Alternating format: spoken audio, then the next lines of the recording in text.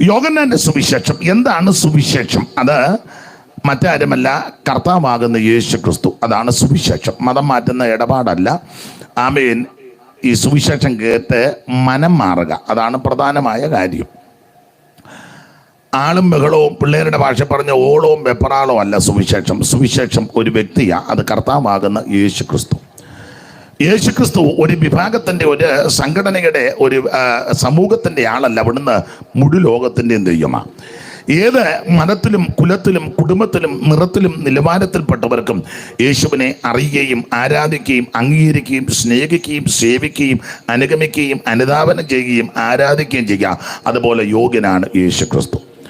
അപ്പോൾ ആ സുവിശേഷം, ദാവീദിന്റെ സന്തതിയായി ജനിച്ച് മരിച്ച് അടക്കപ്പെട്ട് ഉയർത്തെഴുന്നേറ്റ നസറയനാകുന്ന യേശു ക്രിസ്തു, അതാകുന്നു ഞങ്ങളുടെ സുവിശേഷം. ഈ സുവിശേഷത്തെ എവിടെ ഉയർത്തിയിട്ടുണ്ടോ അവിടെല്ലാം അനുഗ്രഹവും നന്മകളും ഉണ്ടായിട്ടുണ്ട്. വിശേഷിച്ച് ഈ സ്ഥലം തന്നവർക്കും കർത്താവിൻ്റെ ദാസൻ പാർക്കുവാനായിട്ട് ഭവനം കൊടുത്ത പ്രിയപ്പെട്ടവർക്കും ഈ ദിവസങ്ങളിലെ ഈ സാധാരണ നമ്മുടെ യോഗങ്ങളൊക്കെ അല്പം ശബ്ദമൊക്കെ കൂടും. ഇപ്പം നമ്മുടേത് മാത്രം, നമ്മുടേതിനധികം ശബ്ദമില്ല, അതെ, വലിയ ശബ്ദമില്ല. ഇതൊക്കെ ഇപ്പം വേറെ സ്ഥലങ്ങളില്ല. എന്നാലും ഇതെല്ലാം സഹിച്ച് ഈ ദേശത്തുള്ളവരും ചുറ്റുപാടുള്ളവരും സഹകരിക്കുന്നു. അവരെയും ദൈവം ഈ ദിവസങ്ങളെ അനുഗ്രഹിക്കട്ടെ. എല്ലാത്തിനായിട്ടും ദൈവത്തിന് മഹത്വം കരയേറ്റുന്നു. സുവിശേഷം ആര് ഉയർത്തിയിട്ടുണ്ടോ അവരെ, അവരുടെ സന്തതിയെയും ദൈവം ഉയർത്തിയിട്ടുണ്ട്. സുവിശേഷം ഒരു വ്യക്തിയുടെ ജീവിതത്തിൽ വന്നെങ്കിൽ ആ വ്യക്തി അനുഗ്രഹവും നന്മയും പ്രാപിച്ചു. സുവിശേഷം ഒരു ഭവനത്തിൽ വന്നെങ്കിൽ ആ ഭവനത്തിൻ്റെ മട്ടും സ്ഥിതിക്കും ദൈവം മാറ്റം വരുത്തിയിട്ടുണ്ട്. സുവിശേഷം ഒരു ദേശത്ത് ഉയർത്തപ്പെട്ടിട്ടുണ്ടെങ്കിൽ ആ ദേശത്തിൻ്റെ മുഖച്ഛായയ്ക്ക് മാറ്റം വന്നിട്ടുണ്ട്. സുവിശേഷം ചെന്ന രാജ്യങ്ങളുടെ രാഷ്ട്രങ്ങൾ അനുഗ്രഹിക്കപ്പെട്ടിട്ടുണ്ട്. അതുകൊണ്ട് ഇന്ന് രാത്രിയിലും ഈ ദിവസങ്ങളിൽ ഇവിടെ ഉയർത്തപ്പെട്ട ഈ സുവിശേഷം മുഖാന്തരം ഈ ദേശം, ഇവിടെ പാർക്കുന്നവർ, ദേശനിവാസികളെ ദൈവം അനുഗ്രഹിക്കും. അതിന് രണ്ട് തർക്കമൊന്നുമില്ല. ആ സുവിശേഷത്തെ സ്നേഹിച്ച് ഇന്ന് രാത്രി ഇവിടെ ഓടിക്കൂടിയിരിക്കുന്ന, ഇവിടെ ആയിരിക്കുന്ന എല്ലാ ദൈവമക്കളെയും പ്രിയപ്പെട്ടവരെയും കർത്താവ് അനുഗ്രഹിക്കും എന്നുള്ളതിന് തർക്കമില്ല. ആ സുവിശേഷത്തെ സ്നേഹിച്ച് നമുക്ക് മുൻപോട്ട് പോകുവാൻ വരുന്ന ദിവസങ്ങളിൽ ദൈവം വീണ്ടും കൃപ നൽകട്ടെ. അപ്പോൾ സുവിശേഷം അത് യേശു ക്രിസ്തുവാണ്. ആ യേശു ക്രിസ്തുവിനെയാണ് ഈ ദിവസങ്ങളിൽ ഇവിടെ ഉയർത്തിക്കൊണ്ടിരിക്കുന്നത്. കർത്താവിന് മഹത്വം. ഓർപ്പിച്ചല്ലോ, യേശു ക്രിസ്തു ഒരു വിഭാഗത്തിൻ്റെ ആളല്ല, അവിടുന്ന് മുഴു ലോകത്തിൻ്റെയും ദൈവമാണ്. നമ്മൾ ഇന്ന് രാത്രി വായിച്ചത് യോഹന്നാന്റെ സുവിശേഷത്തിൽ നിന്നാണ്. നിങ്ങൾക്കറിയാം, ദൈവമക്കൾക്കറിയാം, യോഹന്നാന്റെ സുവിശേഷത്തിൻ്റെ പ്രത്യേകത യേശു ക്രിസ്തു ദൈവമാണെന്ന് തെളിയിച്ചിരിക്കുക. ഓരോ അധ്യായത്തിലും ക്രിസ്തു ദൈവമാണെന്ന് തെളിയിച്ചു. ഈ യോഹന്നാന്റെ സുവിശേഷത്തിന് പല വിശേഷതയുണ്ട്. ക്രിസ്തുയേശുവിൻ്റെ ജനനം, അവിടുത്തെ പരീക്ഷ, അവിടുന്ന് ഉപവസിച്ച് പ്രാർത്ഥിച്ച വിഷയം, ഇങ്ങനെയുള്ള കാര്യങ്ങളൊന്നും യോഹന്നാന്റെ സുവിശേഷത്തിൽ രേഖപ്പെടുത്തിയിട്ടില്ല. എന്നാൽ മറ്റ് മൂന്ന് സുവിശേഷകന്മാരും ക്രിസ്തുയേശുവിൻ്റെ ജനനം അല്ലെങ്കിൽ തിരുപ്പിറവി, അവിടുത്തെ ഉപവാസം, സ്നാനം, അതുപോലെ തന്നെ പരീക്ഷ, ഇതൊക്കെ മറ്റ് മൂന്ന് പേരും രേഖപ്പെടുത്തിയിട്ടുണ്ട്. യോഹന്നാൻ ഈ വിഷയങ്ങളൊന്നും രേഖപ്പെടുത്തിയിട്ടില്ല. ഏതാ? ജനനം, പരീക്ഷ, സ്നാനം, ഉപവാസം. അതൊക്കെ മാനുഷിക നിലയിലുള്ള വിഷയമാണ്. യോഹന്നാൻ അത് എഴുതാത്തത് എന്താണെന്ന് ചോദിച്ചാൽ യേശു ക്രിസ്തു ദൈവമാണെന്ന് തെളിയിക്കുക. അപ്പം അതുകൊണ്ടാണ് യോഹന്നാൻ ആ ഭാഗത്തിലേക്കൊന്നും കൈവെക്കാത്തത്. ദൈവത്തിൻ്റെ മഹത്വം. യേശു ക്രിസ്തു ഏക സത്യ നിത്യ ദൈവമാണ്. കർത്താവിൻ്റെ മഹത്വം. പൗലോസിൻ്റെ ഭാഷയിൽ പറഞ്ഞാൽ മഹാദൈവവും നമ്മുടെ രക്ഷിതാവുമാകുന്ന യേശു ക്രിസ്തു. ആ യേശു ക്രിസ്തുവിൻ്റെ ദൈവത്വമാണ് യോഹന്നാൻ വെളിപ്പെടുത്തിയിരിക്കുന്നത്. ദൈവത്തിൻ്റെ മഹത്വം. ഓരോ അധ്യായത്തിലും ക്രിസ്തു ദൈവമാണെന്ന് തെളിയിച്ചു. യോഹന്നാൻ്റെ സുവിശേഷത്തിൻ്റെ വേറൊരു വിശേഷത, യേശു ക്രിസ്തുവിനെ പല നിലകളിൽ ഈ സുവിശേഷത്തിൽ രേഖപ്പെടുത്തി. ദൈവപുത്രൻ, മനുഷ്യപുത്രൻ, ആമൻ സ്തോത്രം, രക്ഷകൻ, ആമൻ ജീവൻ്റെ അപ്പം, ആമൻ വാതില്, വഴി, ഇങ്ങനെയുള്ള ചില ഭാഷാപ്രയോഗങ്ങളാണ് കൊടുത്തിരിക്കുന്നത്.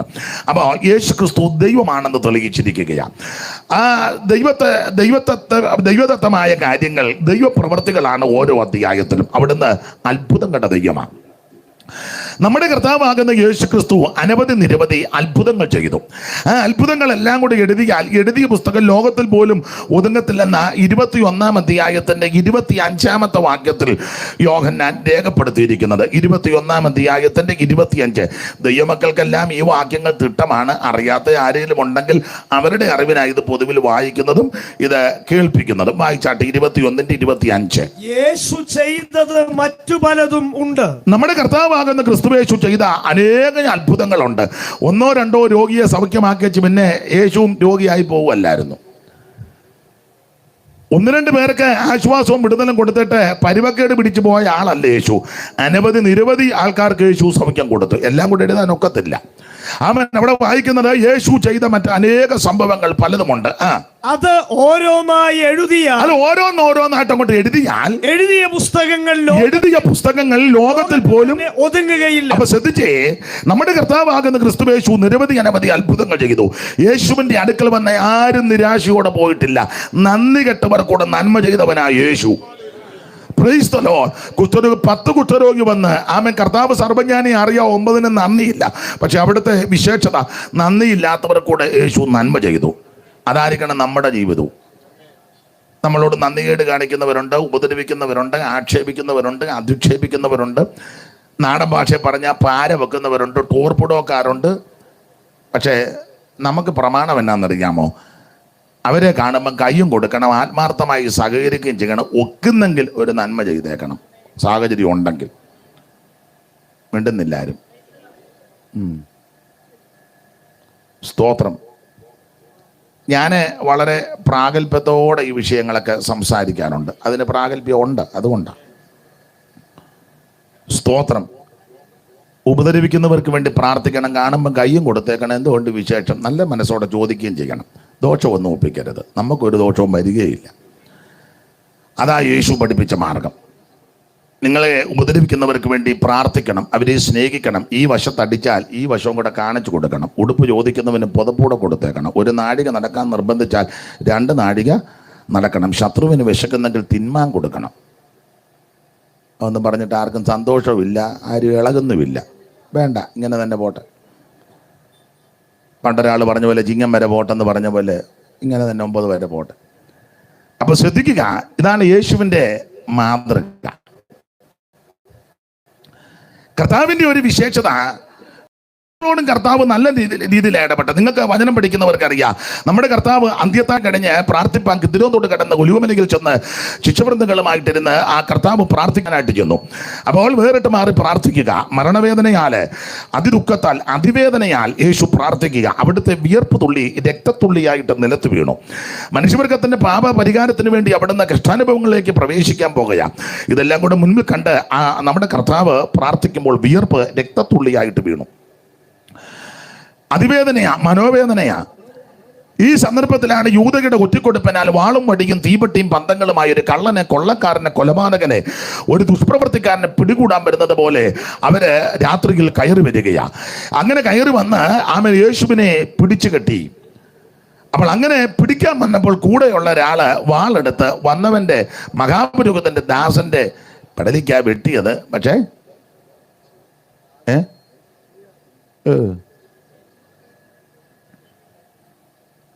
നിങ്ങൾ എന്നെ കൊണ്ട് പറയിപ്പിക്കാൻ തന്നെ ഇരിക്കുക. സ്തോത്രം.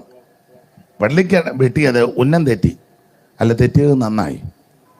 പണ്ട് സന്ധ്യാനാമം ജപിക്കുമ്പോൾ ഉണ്ടായിരുന്നു, ശൂർപ്പണാക തന്നുടേയ കർണനാസികാകുജം.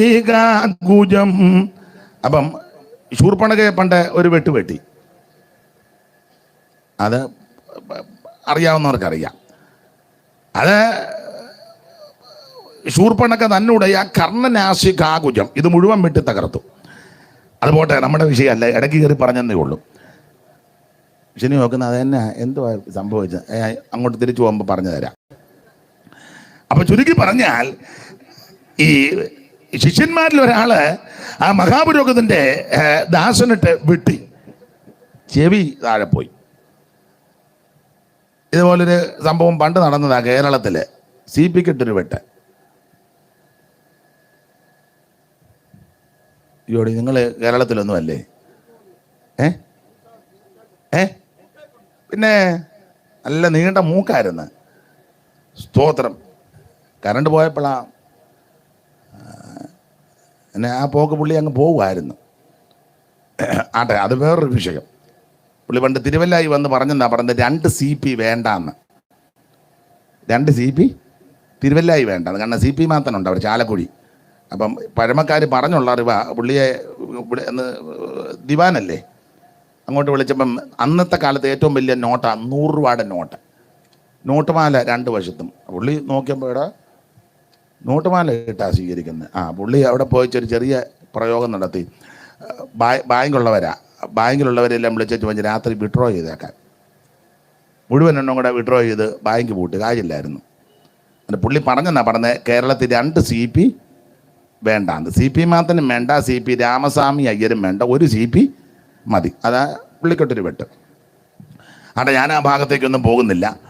കർത്താവിന് മഹത്വം ഉണ്ടാകട്ടെ. അപ്പോൾ ഇവിടെ ശിഷ്യൻ ഈ മഹാപുരോഹിതന്റെ ദാസനിട്ട് വെട്ടി കാത് താഴെ വീണു. ശത്രുവായി വന്നത്, പിടിക്കാൻ വന്നതാ, ഉപദ്രവിക്കാൻ വന്നതാ യേശുവിനെ. പക്ഷെ നോക്കി നിൽക്കുമ്പോൾ അവൻ്റെ കാതെടുത്ത് താഴെ കിട്ടും. യേശുവിൻ്റെ വിശേഷത ആ കാതെടുത്ത് ശത്രുവാ എന്നാലും എൻ്റെ ഭാഷ പറഞ്ഞ് ഫിറ്റ് ചെയ്തു, അവൻ്റെ വേദന ശമിപ്പിച്ചു. അതാ യേശു. യേശുക്രിസ്തു ഉള്ളവെല്ലാം നൊന്ത് വരുവാനുള്ള പങ്കപ്പാടുകളും പീഡകളിൽ കൂടെ പോകാൻ പോവുക, അതിവേദനയോടെ നിൽക്കുക. എൻ്റെ ഭാഷയിൽ പറഞ്ഞാൽ അവിടുന്ന് അതിവേദനയോടെ നിൽക്കുമ്പോഴും ശത്രുവിൻ്റെ വേദനയ്ക്ക് ശമനം വരുത്തിയവനാ ക്രിസ്തു. ഇന്ന് രാത്രി എന്നെ കേൾക്കുന്ന ദൈവമക്കളോട് പറയാം, നിങ്ങൾക്ക് കഷ്ടങ്ങൾ കാണും, രോഗങ്ങൾ കാണും, മനോവേദന കാണും, ബുദ്ധിമുട്ട് കാണും, പലവിധ പ്രശ്നങ്ങളിൽ കൂടാ നിങ്ങൾ പോകുന്നത്. പക്ഷേ അതിൻ്റെ നടുവിലും മറ്റൊരുത്തൻ്റെ വേദനയും ദുഃഖവും കേൾക്കുമ്പോൾ നിങ്ങളെ കൊണ്ട് ഒക്കുന്നെങ്കിൽ അവന് ശമനം വരുത്തുന്ന ശുശ്രൂഷ. നമ്മൾ വേദനപ്പെട്ടിരിക്കുമ്പോൾ ഒരാൾ വേദനയായിട്ട് വരിക, എൻ്റെ അമ്മാമ്മ എനിക്ക് ഭയങ്കര, പിന്നെ ഞാൻ വേദനപ്പെട്ടിരിക്കുമ്പോൾ ഇതിനെല്ലാം ഒരു പരിഹാരം ഉണ്ടാക്കി വെച്ച് ഞാൻ അങ്ങോട്ട് വരാൻ പ്രാർത്ഥിക്കാൻ. അല്ലല്ല, നമ്മൾ വേദനപ്പെട്ടിരിക്കുമ്പോഴും മറ്റൊരുത്തനെ ആശ്വസിപ്പിക്കുവാനും അവൻ്റെ വേദനയ്ക്ക് ശമനം നമ്മളിൽ കൂടി വരുന്നുണ്ടെങ്കിൽ അതാ ഏറ്റവും വലിയ ശുശ്രൂഷ. ഈ ശുശ്രൂഷ അതിന് വിടയാകട്ടെ. അപ്പോൾ യേശുക്രിസ്തുവിൻ്റെ ദിവ്യ സ്വഭാവം ആ ശത്രുവിന് വേദന ശമിപ്പിച്ചു. കർത്താവിൻ്റെ ദിവ്യ സ്വഭാവത്തിൻ്റെ ഒരു വിശേഷത പത്രോസ് ഒരു പ്രയോഗം പറഞ്ഞു. തന്നെ ശകാരിച്ചിട്ട് പകരം ശകാരിച്ചിട്ടില്ല, കഷ്ടം അനുഭവിച്ചിട്ട് ഭീഷണം പറഞ്ഞില്ല. എന്ന് പറഞ്ഞാൽ അർത്ഥം ഇതാ, തന്നെ കഷ്ടപ്പെടുത്തി ആരെയും യേശു ഭീഷണിപ്പെടുത്തിയില്ല. ദാക്ഷിണ്യം കൂടാതെ റോമൻ പടയാളികൾ യാതൊരു മടിയും കൂടാതെ ചാട്ടമാറുകൊണ്ട് കുനിയപ്പെട്ടിരിക്കുന്ന യേശുവിൻ്റെ മുതുകത്ത് അടിച്ച് ചാട്ടമലിക്കുമ്പോൾ മാംസം, പച്ച മാംസം ആ ശരീരത്തിൽ നിന്ന് പറഞ്ഞ് ഇറുന്നു മാറുക. ഓരോ അടിക്കും വലിക്കുമ്പം മാംസം പറഞ്ഞ്, പച്ച മാംസമല്ലേ, പറഞ്ഞു വരിക. ആ മുൾക്കുളത്ത് ചെന്ന് ആഴത്തിൽ കൊണ്ട് വലിക്കുക. ഇങ്ങനെ പറഞ്ഞ് ഇറുന്ന് മാറി പ്രവചനാത്മാവിൽ സങ്കീർത്തനക്കാരൻ പാടി നമുക്കറിയാം, അവിടുത്തെ മുതുക ഉടവജാല് പോലെ നീളത്തെ കീറി. അന്നാരും അടിക്കുക ദാക്ഷിണ്യം കൂടാതെ, കരുണയില്ലാതെ. അങ്ങനെ അടിക്കുമ്പോഴും തന്നെ അടിച്ച ആരും യേശു ഭീഷണിപ്പെടുത്തിയില്ല. അതാ സുവിശേഷം. നമ്മളെ ഉപദ്രവിക്കുന്നവരുണ്ട്. ഇവിടെയുള്ള മനുഷ്യർ നല്ലവരായതുകൊണ്ട് ഇങ്ങനെ സാവകാശമൊക്കെ ഒരുക്കി തന്നു. ചിലയിടങ്ങളിൽ ചിലർ ഉപദ്രവിക്കും, ആക്ഷേപിക്കും, ബൈബിള് തട്ടിക്കളയും, ചിലർ കത്തിക്കും, സുവിശേഷം പറയുന്നവരെ ഉപദ്രവിക്കും. നമ്മുടെ മാർഗം തിരിച്ചടിക്കുന്നതല്ല. സ്തോത്രം. അവർക്ക് വേണ്ടിയും പ്രാർത്ഥിക്കുക. ദൈവത്തിന് മഹത്വം. അപ്പോൾ തന്നെ ഉപദ്രവിച്ച്, പീഡിപ്പിച്ച്, അടിച്ച്, കണ്ണ് മൂടിക്കെട്ടി, കന്നത്തടിച്ച്, മുഖത്ത് കാർക്കിച്ച്, തുപ്പി, ആക്ഷേപിച്ചു. ഇങ്ങനെ സുവിശേഷത്തിൽ വായിക്കുന്നത് പരിഹസിച്ച് തീർന്ന ശേഷം ഇതെല്ലാം ചെയ്തിട്ടും തന്നെ പരിഹസിച്ച്, ആക്ഷേപിച്ച്, ഉപദ്രവിച്ച് ആരെ യേശു ഭീഷണിപ്പെടുത്തിയില്ല. അവിടുത്തെ ദിവ്യ സ്വഭാവത്തിൻ്റെ വിശേഷത, അവിടുന്ന് മരിച്ചു, അടക്കപ്പെട്ടു, 3-ാം ദിവസം ഉയർത്തു. ഉയർത്തിട്ട് പോലും തന്നെ ഉപദ്രവിച്ച ആരുടെ മുന്നിൽ യേശു ചെന്നില്ല. കാരണം അങ്ങനെ ചെന്നാൽ അവർ പേടിക്കും. യേശുവിനെ അടിച്ച റോമൻ പടയാളിയുടെ മുമ്പിൽ യേശു 3-ും ചെന്ന് ഉയർത്ത് ആ റോമൻ പടയാളിയുടെ മുൻപിൽ ചെന്നാൽ അവൻ വെപ്രാളം ഉണ്ടാകും. ഇനി എന്തുവാ സംഭവിക്കാൻ പോകും? നമ്മൾ 4-ാം നാളിൽ തല്ലി പരുവക്കേടാക്കിയ പുള്ളിയാ ഉയർത്ത് ഇവിടെ വന്ന് നിൽക്കുന്നത്. അവന് വെപ്രാളം ഉണ്ടാകും. അങ്ങനെ പോലും യേശു എന്ന് വെപ്രാളപ്പെടുത്തിയില്ല, ഭീഷണിപ്പെടുത്തിയില്ല. ആദ്യം മറിയയ്ക്കാ പ്രത്യക്ഷപ്പെട്ട്, പിന്നെ കേബാവിന്, പിന്നെ 12 പിന്നെ 11 പിന്നെ മുറി അടച്ചിട്ടപ്പം, പിന്നെ എമ്മോസിപ്പോർക്ക്, പിന്നെ കടൽക്കര വെച്ച്, പിന്നെ ശിഷ്യന്മാർക്ക്, പിന്നെ വേറെ 500-ലധികം പേർക്ക്. പൗലോസ് പറഞ്ഞ ഒടുവിൽ അകാലം പറഞ്ഞ പോലുള്ള എനിക്കും. എന്നിട്ടും അടിച്ച്, ഉപദ്രവിച്ച്, ആക്ഷേപിച്ച്, പരിഹസിച്ച്, തുപ്പി, തല്ലിയ ആരുടെയും മുന്നിൽ യേശു ചെന്നില്ല.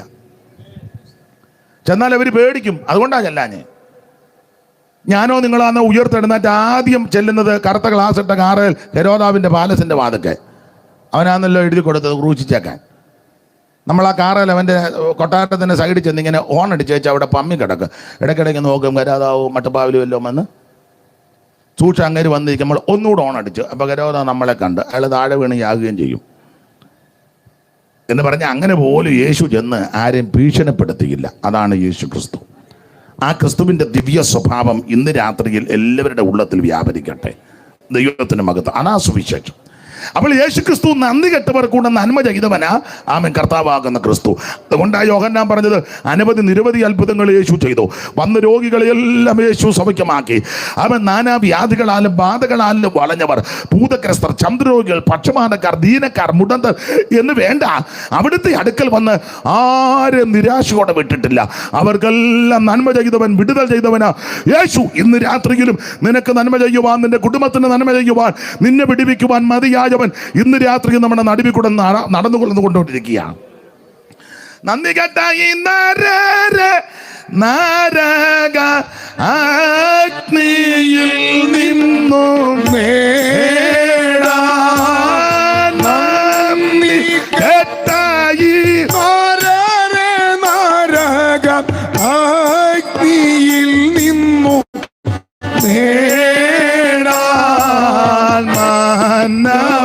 തിരുവൾ പുരുതി ചിന്തി നിന്നല്ലോ മന്നവതിരുപൻ കൂതി ചിന്തി നിന്നല്ലോ മനസ്സോടെ ശാപമരത്തിൽ ഊതിയ മനു വേല ദൈവജ. കരമുയർത്തി ദൈവത്തെ സ്തുതിച്ചാട്ടെ, കരമുയർത്തി ദൈവത്തെ സ്തുതിച്ചാട്ടെ. അപ്പൊ ശ്രദ്ധിക്കുക, നന്ദി കെട്ടവർ കൂടെ നന്മ ചെയ്തവനാണ് യേശു ക്രിസ്തു. നമ്മളൊരു ധാരണ വരണേ. ഇങ്ങനെയുള്ള പാട്ട് പാടുമ്പോൾ ഒത്തിരി സ്പീഡ് വേണ്ട. അതിന് ഓരോന്നിന് പുസ്തകത്തിൽ വാക്യമുണ്ട്, ഓരോരുത്തൻ താൻ്റെ നിരയിലത്രേ. അപ്പം നമ്മൾ എല്ലാവരും കൂടെ ചേർന്ന് എനിക്കിതിൻ്റെ കണക്കൊന്നും അറിയാം, കണക്കറിയാൻ മേലാഞ്ഞത് ഗുണമായി. അപ്പൊ ശ്രദ്ധിക്കുക, യേശുക്രിസ്തു ഇന്നും ജീവിക്കുന്ന ദൈവമാണ്. അപ്പൊ നിരവധി അത്ഭുതം യേശു ചെയ്തു. അതെല്ലാം കൂടെ എഴുതിയ പുസ്തകം ലോകത്തിൽ പോലും ഒതുങ്ങത്തില്ല. എന്നാൽ യേശുക്രിസ്തു ചെയ്ത അത്ഭുതങ്ങളിൽ ചിലത് മാത്രമേ ഈ പുസ്തകത്തിൽ കൊടുത്തിട്ടുള്ളൂ. തെരഞ്ഞെടുത്ത ഏതാനും ചില അത്ഭുതങ്ങളാണ് ഈ പുസ്തകത്തിൽ കൊടുത്തത്. അതെന്താ? എല്ലാ അത്ഭുതങ്ങളും രേഖപ്പെടുത്താത്ത ചിലത് മാത്രം രേഖപ്പെടുത്തിയത്. അതെന്താണെന്ന് ണ്ട് 20-30 വായിച്ചോ മോനിസി പാസ്റ്ററെ. എല്ലാ അത്ഭുതങ്ങളും രേഖപ്പെടുത്താതെ തെരഞ്ഞെടുത്ത ഏതാനും ചില അത്ഭുതങ്ങൾ മാത്രം ഈ പുസ്തകത്തിൽ കൊടുക്കാനുള്ള കാരണം എന്നാന്ന് 20-30 വായിച്ചോ. ഈ പുസ്തകത്തിൽ എഴുതിയിരിക്കുന്നതല്ലാതെ, അതെ, ഈ പുസ്തകത്തിൽ എഴുതിയിരിക്കുന്നതല്ലാതെ മറ്റനേകം അടയാളങ്ങൾ. ഈ യോഹന്നാന്റെ എഴുത്തിന്റെ ഒരു പ്രത്യേകത, അത്ഭുതത്തിന് പുള്ളി അടയാളം എന്നായി പറയുന്നത്. അത്ഭുതമാണ്. അല്ല, ഓരോ നാട്ടിൽ ഓരോ ഭാഷാശൈലി ഉണ്ടല്ലോ, ഇല്ലേ? ഉണ്ട്. അപ്പൊ യോഹന്നാൻ അത്ഭുതമെന്ന് എഴുതിയിട്ടില്ല. അത്ഭുതത്തിന് പുള്ളി കൊടുത്തിരിക്കുന്ന പ്രയോഗം അടയാളം. അതുകൊണ്ട് അടയാളം. അതാ 2-ാം അധ്യായത്തിന്റെ 11 യേശു അടയാളങ്ങളുടെ ആരംഭമായി അടയാളമെന്ന അങ്ങനെ നല്ല ചില പ്രയോഗങ്ങളുണ്ട്. തന്നല്ലേ യോഹന്നാനെ പറ്റി പറയുന്നത്, യോഹന്നാൻ ഈ ആ സ്ഥലത്തുള്ള ആളാ. പല സ്ഥലങ്ങളുമൊക്കെ പുള്ളിക്ക് നല്ല തിട്ടമാണ്. നിങ്ങൾ യോഹന്നാന്റെ സുവിശേഷം വായിച്ചാൽ എത്ര കൃത്യമായിട്ടാ കാര്യമൊക്കെ പറഞ്ഞിരിക്കുന്നത്. ശലോമോന്റെ മണ്ഡപം, സ്തോത്രം, അതിന് 5 മണ്ഡപം, അവിടെ ആൾ കൂടി വന്നു, ആ വെള്ളത്തിന്റെ കലക്കം, ടൈമിൽ ഒരാൾ ഇറങ്ങുന്നു. ഇതൊക്കെ പുള്ളി എല്ലാം കൃത്യം കണ്ടേച്ചായി എഴുതിയിരിക്കുന്നത്. അത്ര തിട്ടമാണ്. ആട്ടെ, ഭാഗം വിടുക. അപ്പൊ എന്തായാലും നിരവധി അത്ഭുതം യേശു ചെയ്തു. അതെല്ലാം കൂടെ എഴുതിയ പുസ്തകം ലോകത്തിൽ ഒതുങ്ങത്തില്ല. പിന്നെ തിരഞ്ഞെടുത്ത ഏതാനും ചില അത്ഭുതങ്ങൾ ഈ പുസ്തകത്തിൽ രേഖപ്പെടുത്തി. എന്തിനാണെന്ന് 20-30 ഒന്നുകൂടെ വായിച്ചോ മോനിസ് പാസ്റ്ററെ. ഈ പുസ്തകത്തിൽ എഴുതിയിരിക്കുന്നതല്ലാതെ മറ്റനേകം അടയാളങ്ങളും യേശു തന്റെ ശിഷ്യന്മാർ കാണുക ചെയ്തു. ആരും കാണാനൊന്നുമല്ല, ചെയ്ത അത്ഭുതമല്ല, എല്ലാവരും കാണുക. മുടന്തൻ എഴുന്നേറ്റ് നടക്കണമെന്ന് പറഞ്ഞു. അന്നേരം അവൻ നടന്നു, തുള്ളിച്ചാടി. ഇന്നത്തെ അത്ഭുതങ്ങളെല്ലാം സ്തോത്രം ആരും കാണാത്ത അത്ഭുതങ്ങളാ. വയറ്റിലൊരു മുഴ, ആര് കാണാന്? കൂടുതലും മുഴക്കാരാ. യേശു ചെയ്തത് എല്ലാവരും കാണുക. ഒരു നാളെ ഞാൻ പനി പിടിച്ച് കിടക്കുകയായിരുന്നു. ആടമൂടെ പുതച്ച്, ഞാൻ കുട്ടനാടൻ ഭാഷയിൽ പറയാം, ആടമൂടെ യേശു അങ്ങോട്ട് ചെന്ന് വണ്ടാനത്തോട്ട് കൊണ്ടുപോകുമല്ലായിരുന്നു. യേശു അങ്ങോട്ട് നിന്ന് പനി വിട്ടുപോയി. അന്നേരം ചാടി എഴുന്നിട്ട് തള്ള കാപ്പി ഇട്ട് കൊടുത്ത്. കാപ്പിന്ന് എഴുതിയിട്ടില്ല, ആശയവത ശുശ്രൂഷിച്ചെന്നാ. ശുശ്രൂഷിച്ചെന്ന് പറഞ്ഞ യേശു ഒരിക്കൽ തള്ള വെളിപ്പാട് പുസ്തകം പ്രസംഗിച്ചെന്നല്ല. അല്ല, ചിലർക്ക് അങ്ങനെ ഉണ്ട്. അന്നേരം അമ്മാമ്മ യേശു ഒരിക്കൽ കയറി ശുശ്രൂഷിച്ചു. യേശു അന്തം വിട്ടുപോയി അമ്മാമ്മയുടെ പ്രസംഗം കേട്ട്. അങ്ങനൊന്നുമല്ല. അമ്മ ശുശ്രൂഷിച്ചെന്ന് പറഞ്ഞാൽ സൽക്കാരാദികൾ ചെയ്തെന്നാ അതിൻ്റെ അർത്ഥം. എന്ന് പറഞ്ഞാൽ ആമേൻ സ്തോത്രം, അനേക അത്ഭുതങ്ങൾ എല്ലാവരും കാണുക ചെയ്തെന്നാ. വരണ്ട കൈയുള്ളൊരു മനുഷ്യനുണ്ടായിരുന്നു. വരണ്ട കൈ വരികയല്ല. യേശു പറഞ്ഞു കൈ നീട്ടണമെന്ന് പറഞ്ഞു. നമ്മളായിരുന്നു പറയാം നീട്ടാൻ മേലാത്തത് ആ സൂക്കേട്. യേശു പറഞ്ഞു കൈ നീട്ടാൻ പറഞ്ഞു. അവൻ നല്ല സ്റ്റഡിയായിട്ടാണ് പോയത്. പിന്നെ മരണ്ടല്ലിരുന്നത്. ഞാൻ പറയാറുണ്ട്, 4 പേര് പക്ഷപാതക്കാരന് 4 പേര് ചുമന്നുകൊണ്ട് വന്നു യേശു കബർന്നഭൂമി വന്നപ്പോൾ. 4 പേര്, ആ പക്ഷപാതക്കാരന് 4 പേരാ ചുമന്നുകൊണ്ട് വന്നത്. അവിടെ ഒരു പദമുണ്ട്, അവരുടെ വിശ്വാസം കണ്ടെന്ന. അങ്ങനല്ലയോ മോനിച്ചായ? അവരുടെ വിശ്വാസം. ആരുടെ? ആ, ഇപ്പൊ ഈ ചുമക്കുന്ന ഒരു വിശ്വാസവും ഇല്ല. ചുമക്കുമ്പോൾ ഞാൻ പറയാം നമ്മൾ വെറുതെ ചുമക്കുക. ഇനി ചുമക്ക ഏതായാലും ചുമക്കുന്നവന് വിശ്വാസമില്ലല്ലോ. ഇവർക്ക് 4 പേർക്കും വിശ്വാസം. അത് അവരുടെ വിശ്വാസം കണ്ടു. പക്ഷപാതക്കാരന് വിശ്വാസം ഉണ്ടോ ഇല്ലയോ എന്നൊന്നും അവിടെ എഴുതിയിട്ടില്ല. അവരുടെ വിശ്വാസം. ഇവരെ പറ്റി ഇടയ്ക്ക് പറയാം. ഇവരെ പറ്റി വേദപഠിതാക്കൾ പറയുന്നത് ഇവർ 4 പേരും ഒരു കാലത്ത് യേശുവിൽ നിന്ന് വിടുതൽ കിട്ടിയവരാ. ഈ 4 പേര്. ഒരുത്തനെ പറ്റി പറയുന്നത് ഇവനിങ്ങനെ കണ്ണടച്ചും കണ്ണ് തുറന്നും അടച്ചും തുറച്ചും അടച്ചും തുറന്നും നടക്കുക. അടയ്ക്കുക തുറക്കുക, അടയ്ക്കുക. അപ്പോൾ ഒരാൾ ചോദിച്ചു, അച്ഛൻ എന്തിനായി കൂടെ അടയ്ക്കുകയും തുറക്കുകയും പറഞ്ഞ് എൻ്റെ ബേബി ഈ കണ്ണ് പൊട്ടക്കണ്ണായിരുന്നു, ഒന്നും കാണാൻ പാടില്ല. യേശു എന്ന് പേരുള്ളൊരുവൻ വന്നു, നിലത്ത് തുപ്പി ചേറ് ഉണ്ടാക്കി കണ്ണി തൂത്തേച്ച് പറഞ്ഞു ശിലോകാം കുളത്തിൽ കൊണ്ട് കഴുകാൻ. ആ തപ്പിയും തടഞ്ഞും മറ്റുള്ളവരുടെ സഹായത്തോടെ ആ ശിലോകാം കുളത്തിലൊക്കെ ചെന്ന് ഇത് കഴുകി. ഇപ്പം തേണ്ട നന്നായിട്ട് കണ്ണ് കാണുന്നുണ്ട്. കട്ടുറുമ്പിനെ വരെ കാണുക രാത്രിയിൽ. അതുകൊണ്ട് എനിക്ക് യോഗത്തിന് വന്നിങ്ങനെ കണ്ണടച്ച് തന്നെ ഇരിക്കാൻ ഒക്കത്തില്ല. ഇടയ്ക്ക് ഞാൻ തുറക്കും. ഇതിപ്പം കണ്ണടച്ചങ്ങ് ഇരിക്കുക. ഞാൻ കണ്ട് ഇനിയിപ്പം തുറക്കുമൊന്നും വേണ്ട. അപ്പൊ ഇവൻ പറഞ്ഞ് ഞാൻ യേശുവിൽ നിന്ന് സൗഖ്യം കിട്ടിയതാണ്, അതുകൊണ്ട് എനിക്ക് കൂടെ അടക്കുകയും തുറക്കുകയും ചെയ്യണം. അതാ ഒരുത്തൻ. അപ്പൊ ഇവങ്ങനെ അടച്ചും തുറന്നും വരുമ്പോൾ ഒരുത്തന് ഇങ്ങനെ കൈ ആയത്തി വീശി വരുന്നു. അപ്പോൾ ചോദിച്ചു, ബ്രദറെ എല്ലാവരും ഒരു പരുവത്തിന്, ഞങ്ങൾ IPCക്കാർ ഒരു പരുവത്തിനാണ് വീശുന്നു. ബ്രദർ കണ്ടമാനം കയറി വീശുന്നു. ഈ സെൻറ്റർ തുടങ്ങിയ പിന്നെ ഞങ്ങൾ ഒരു പരുവത്തിനെ വീശുള്ളൂ. വീശും അതിനൊരു എപ്പോഴും വന്ന് ഞങ്ങൾ വീശുകയല്ല. പിന്നെ നല്ല അന്തരീക്ഷം വരുമ്പോൾ ഞങ്ങൾ ഇങ്ങനെ വേണ്ട അങ്ങനത്തെ ഒരു വീശുള്ളൂ. ബ്രദർ ഇങ്ങനെ കണ്ടമാനം വീശുന്നതന്നെ. അപ്പം പറഞ്ഞു, അതേ കുഴപ്പമൊന്നും ഉണ്ടായിട്ടില്ല, ഈ കൈ വരണ്ടിരുന്ന കയ്യാ. യേശു ഇങ്ങോട്ട് വന്ന് പറഞ്ഞ് കൈ നീട്ടാൻ പറഞ്ഞു. എന്ത് മരണം തുറന്ന് കൈ നീട്ടി. എൻ്റെ അച്ഛാ കൈ അങ്ങ് നീണ്ടു. അത് പിന്നെ ഞാനിങ്ങനെ വിടുതൽ പ്രാപിച്ചവൻ അടങ്ങിയിരിക്കുവോ? അടുത്തിരിക്കുന്നവൻ സ്വോത്രം പറയുന്നത് നമ്മുടെ വിഷയമല്ല. അടുത്തിരിക്കുന്നവൻ ദൈവത്തെ, അത് നമ്മുടെ വിഷയമല്ല. വിടുതൽ പ്രാപിച്ച നിനക്ക് ദൈവമായിട്ട് ബന്ധം. അപ്പൊ ഇവര് 2 പേരൂടെ കൂടിയും പറഞ്ഞു, എന്നാൽ നമുക്ക് ടീം വർക്ക് ചെയ്യാന്ന് പറഞ്ഞു. ഏതാ അടയ്ക്കുകയും തുറക്കുകയും ചെയ്ത പുള്ളി പറഞ്ഞു, നമുക്ക് എന്നാ ടീം വർക്ക്. ഇവർ 2 പേരുടെ ലഘുലേഖ കൊടുത്തിങ്ങനെ വന്നപ്പോൾ ഒരുത്തൻ ഇങ്ങനെ തൂത്തും തുടച്ചും വരുന്നു. അപ്പോൾ ചോദിച്ചു, ബ്രദർ എന്നെ തൂത്തും തുടച്ചും വരുന്നേ? അന്നേ എൻ്റെ പൊന്ന് സഹോദരന്മാരെ, ഇത് മുഴുവൻ കുഷ്ഠമായിരുന്നു. മുഴുവൻ കുഷ്ഠമാണ്. പാളകത്തിന് വെളിയിലാണ്. ഒരുത്തനും വീട്ടിൽ കയറ്റുകയില്ല. എനിക്കും കയറാനൊക്കത്തില്ല, എൻ്റെ വീട്ടിലും വന്ന് കയറുകയില്ല. കയ്യും തരികയില്ല, സഹകരിക്കത്തിലും മിണ്ടത്തുമില്ല. എല്ലാവരാലും വെറുക്കപ്പെട്ട് തള്ളപ്പെട്ട് ഒറ്റപ്പെട്ട് കിടന്നവനാ. യേശു എന്ന് പറയുന്നയാള് പർവ്വത പ്രസംഗം നടത്തി. മത്തായി 5, 6, 7 3 ആയത്തിൽ ആ പർവ്വത പ്രസംഗം കഴിഞ്ഞപ്പോൾ ഞാൻ അങ്ങോട്ട് ചെല്ലാനൊക്കത്തിൽ ആളും ബഹളവും അല്ലേ, അടുപ്പിക്കാൻ ഒക്കുമോ? ഞാനിങ്ങനെ മാറി നിന്നു. യേശു പർവ്വത പ്രസംഗം കഴിഞ്ഞ് ഇറങ്ങി വന്നപ്പോൾ ഞാൻ ചെന്ന് പറഞ്ഞു, ഗുരു നിനക്ക് മനസ്സുണ്ട് എന്നെ ഒന്ന് ശുദ്ധമാക്കണം. എന്തിനേറെ അവിടുന്ന് തൃക്കൈ തൊട്ട് സൗഖ്യമായി. അത് പിന്നെ ഞാൻ തൂത്തും തുടച്ചു, കാരണം വിടുതൽ കിട്ടിയതല്ലേ. അപ്പോൾ ഇവർ പറഞ്ഞ് ഞങ്ങളും അങ്ങനെ വിടുതൽ കിട്ടി, ആ ടീമിൽ ചേരുന്നോ എന്ന് ചോദിച്ചു. എന്നാ തരിക. ഇങ്ങനെ ആ ടീം ഉണ്ടാക്കേണ്ടത്, അല്ലാതെ ടോർപ്പുട വെക്കുന്നവനെ എല്ലാം കൂടെ ടീമിൽ കയറ്റി വെച്ച് അവസാനം അവൻ ട്രാക്റ്റും കത്തിച്ച് ഒരുത്തൻ മൈക്ക് സെറ്റ് മുട്ടിച്ചുകൊണ്ട് പോയി, ഒരുത്തൻ കോളാമ്പി എടുത്തുകൊണ്ട് ഓടി. ഇവൻ ഇവിടെ പരസ്യം നടത്തുമ്പോൾ അവൻ അവിടെ നിന്നും മൈക്ക് വെച്ച് അങ്ങോട്ട് ചൂള പോലെ കത്തുന്ന ഇവനെ നോക്കിയാ.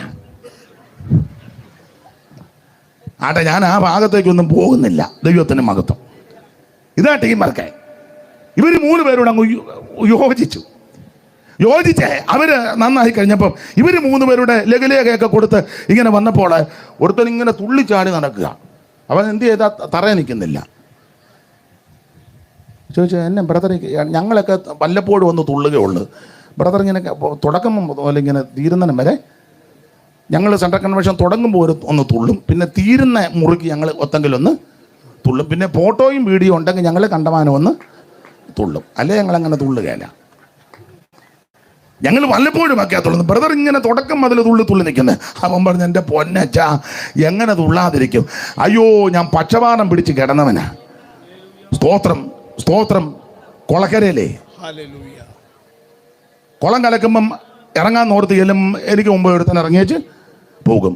യേശു വന്നേച്ച് പറഞ്ഞു, കിടക്കെടുത്ത് കിടക്കടാന്ന് പറഞ്ഞു. അതിൽ പിന്നെ ഞാൻ അടങ്ങിയിരുന്നിട്ടില്ലെന്ന് പറഞ്ഞു, തുള്ളി ചാടുക. അപ്പം ഇവർ 4 പേരോട് അങ്ങ് യോജിച്ചു. അപ്പം ഇവർ 4 പേരോട് യോജിച്ചപ്പം പറഞ്ഞു, ഒരുത്തൻ പറഞ്ഞിട്ടേ നമ്മളെ സൗഖ്യമാക്കി യേശു ആണ്ട കവർണഭൂമി വന്നിട്ടുണ്ട്. അപ്പോൾ ഒരുത്തൻ പറഞ്ഞു, അങ്ങനെ തന്നെ നമുക്കൊന്ന് കാണാൻ പോകാം. അപ്പോൾ ഒരുത്തൻ വെളിവുള്ളവരും ഉണ്ടേ. ഒരുത്തൻ പറഞ്ഞ് കാണാൻ പോകുന്നുണ്ട്, കുഴപ്പമില്ല, പക്ഷേ കാണാൻ ചെല്ലുമ്പം വെറും കൈയായിട്ട് ചെല്ലരുത്. അതിനാ ഇവിടെ പുസ്തകത്തിൽ വാക്യമുണ്ട്, ദൈവാലയത്തിൽ ചെല്ലുമ്പോൾ വെറും കൈയായിട്ട് ചെല്ലരുത്. അപ്പോൾ ഒരുത്തൻ പറഞ്ഞു, നമ്മൾ ദൈവാലയത്തിലോട്ടല്ലല്ലോ ചെയ്യുന്നത്, യേശുവിനെ കാണാനില്ല. അപ്പോൾ ഒരുത്തൻ വെളിവോടെ പറഞ്ഞു, എടാ ദൈവാലയത്തേക്കാൾ വലിയവനാ വന്നിരിക്കുന്നത്. ഇവിടെ ഇതാ യോനയിലും വലിയവൻ, ഇവിടെ ഇതാ ശലോമോനിലും വലിയവൻ, ഇവിടെ ഇതാ ദൈവാലയത്തേക്കാൾ വലിയവൻ. അതുകൊണ്ട് ദൈവാലയത്തേക്കാൾ വലിയവനാ കവർണഭൂമി വന്നിരിക്കുന്നത്, വെറും കൈയായിട്ട്. CSIയിലെ പാടുന്ന ഇവിടെ പുന്നപ്പറ ഒരു CSI പള്ളിയുണ്ട്, പഴയ പള്ളി. അങ്ങോട്ട് ഒരു അമ്മച്ചി ഉണ്ടായിരുന്നു. അമ്മ ഇപ്പം എനിക്കൊന്ന് അങ്ങ് പുന്നപ്പറയമ്മേന്നാ ഞങ്ങൾ വിളിക്കുന്നത്. അമ്മ മംഗലാപുരത്ത് എങ്ങാണ്ടാന്നാ തോന്നുന്നു. മംഗലാപുരത്താന്നോ ഗോവയിലാന്നോ ആരെങ്കിലും അമ്മയുടെ ആറിൽ വിട്ട് ഇരിപ്പുണ്ടോ?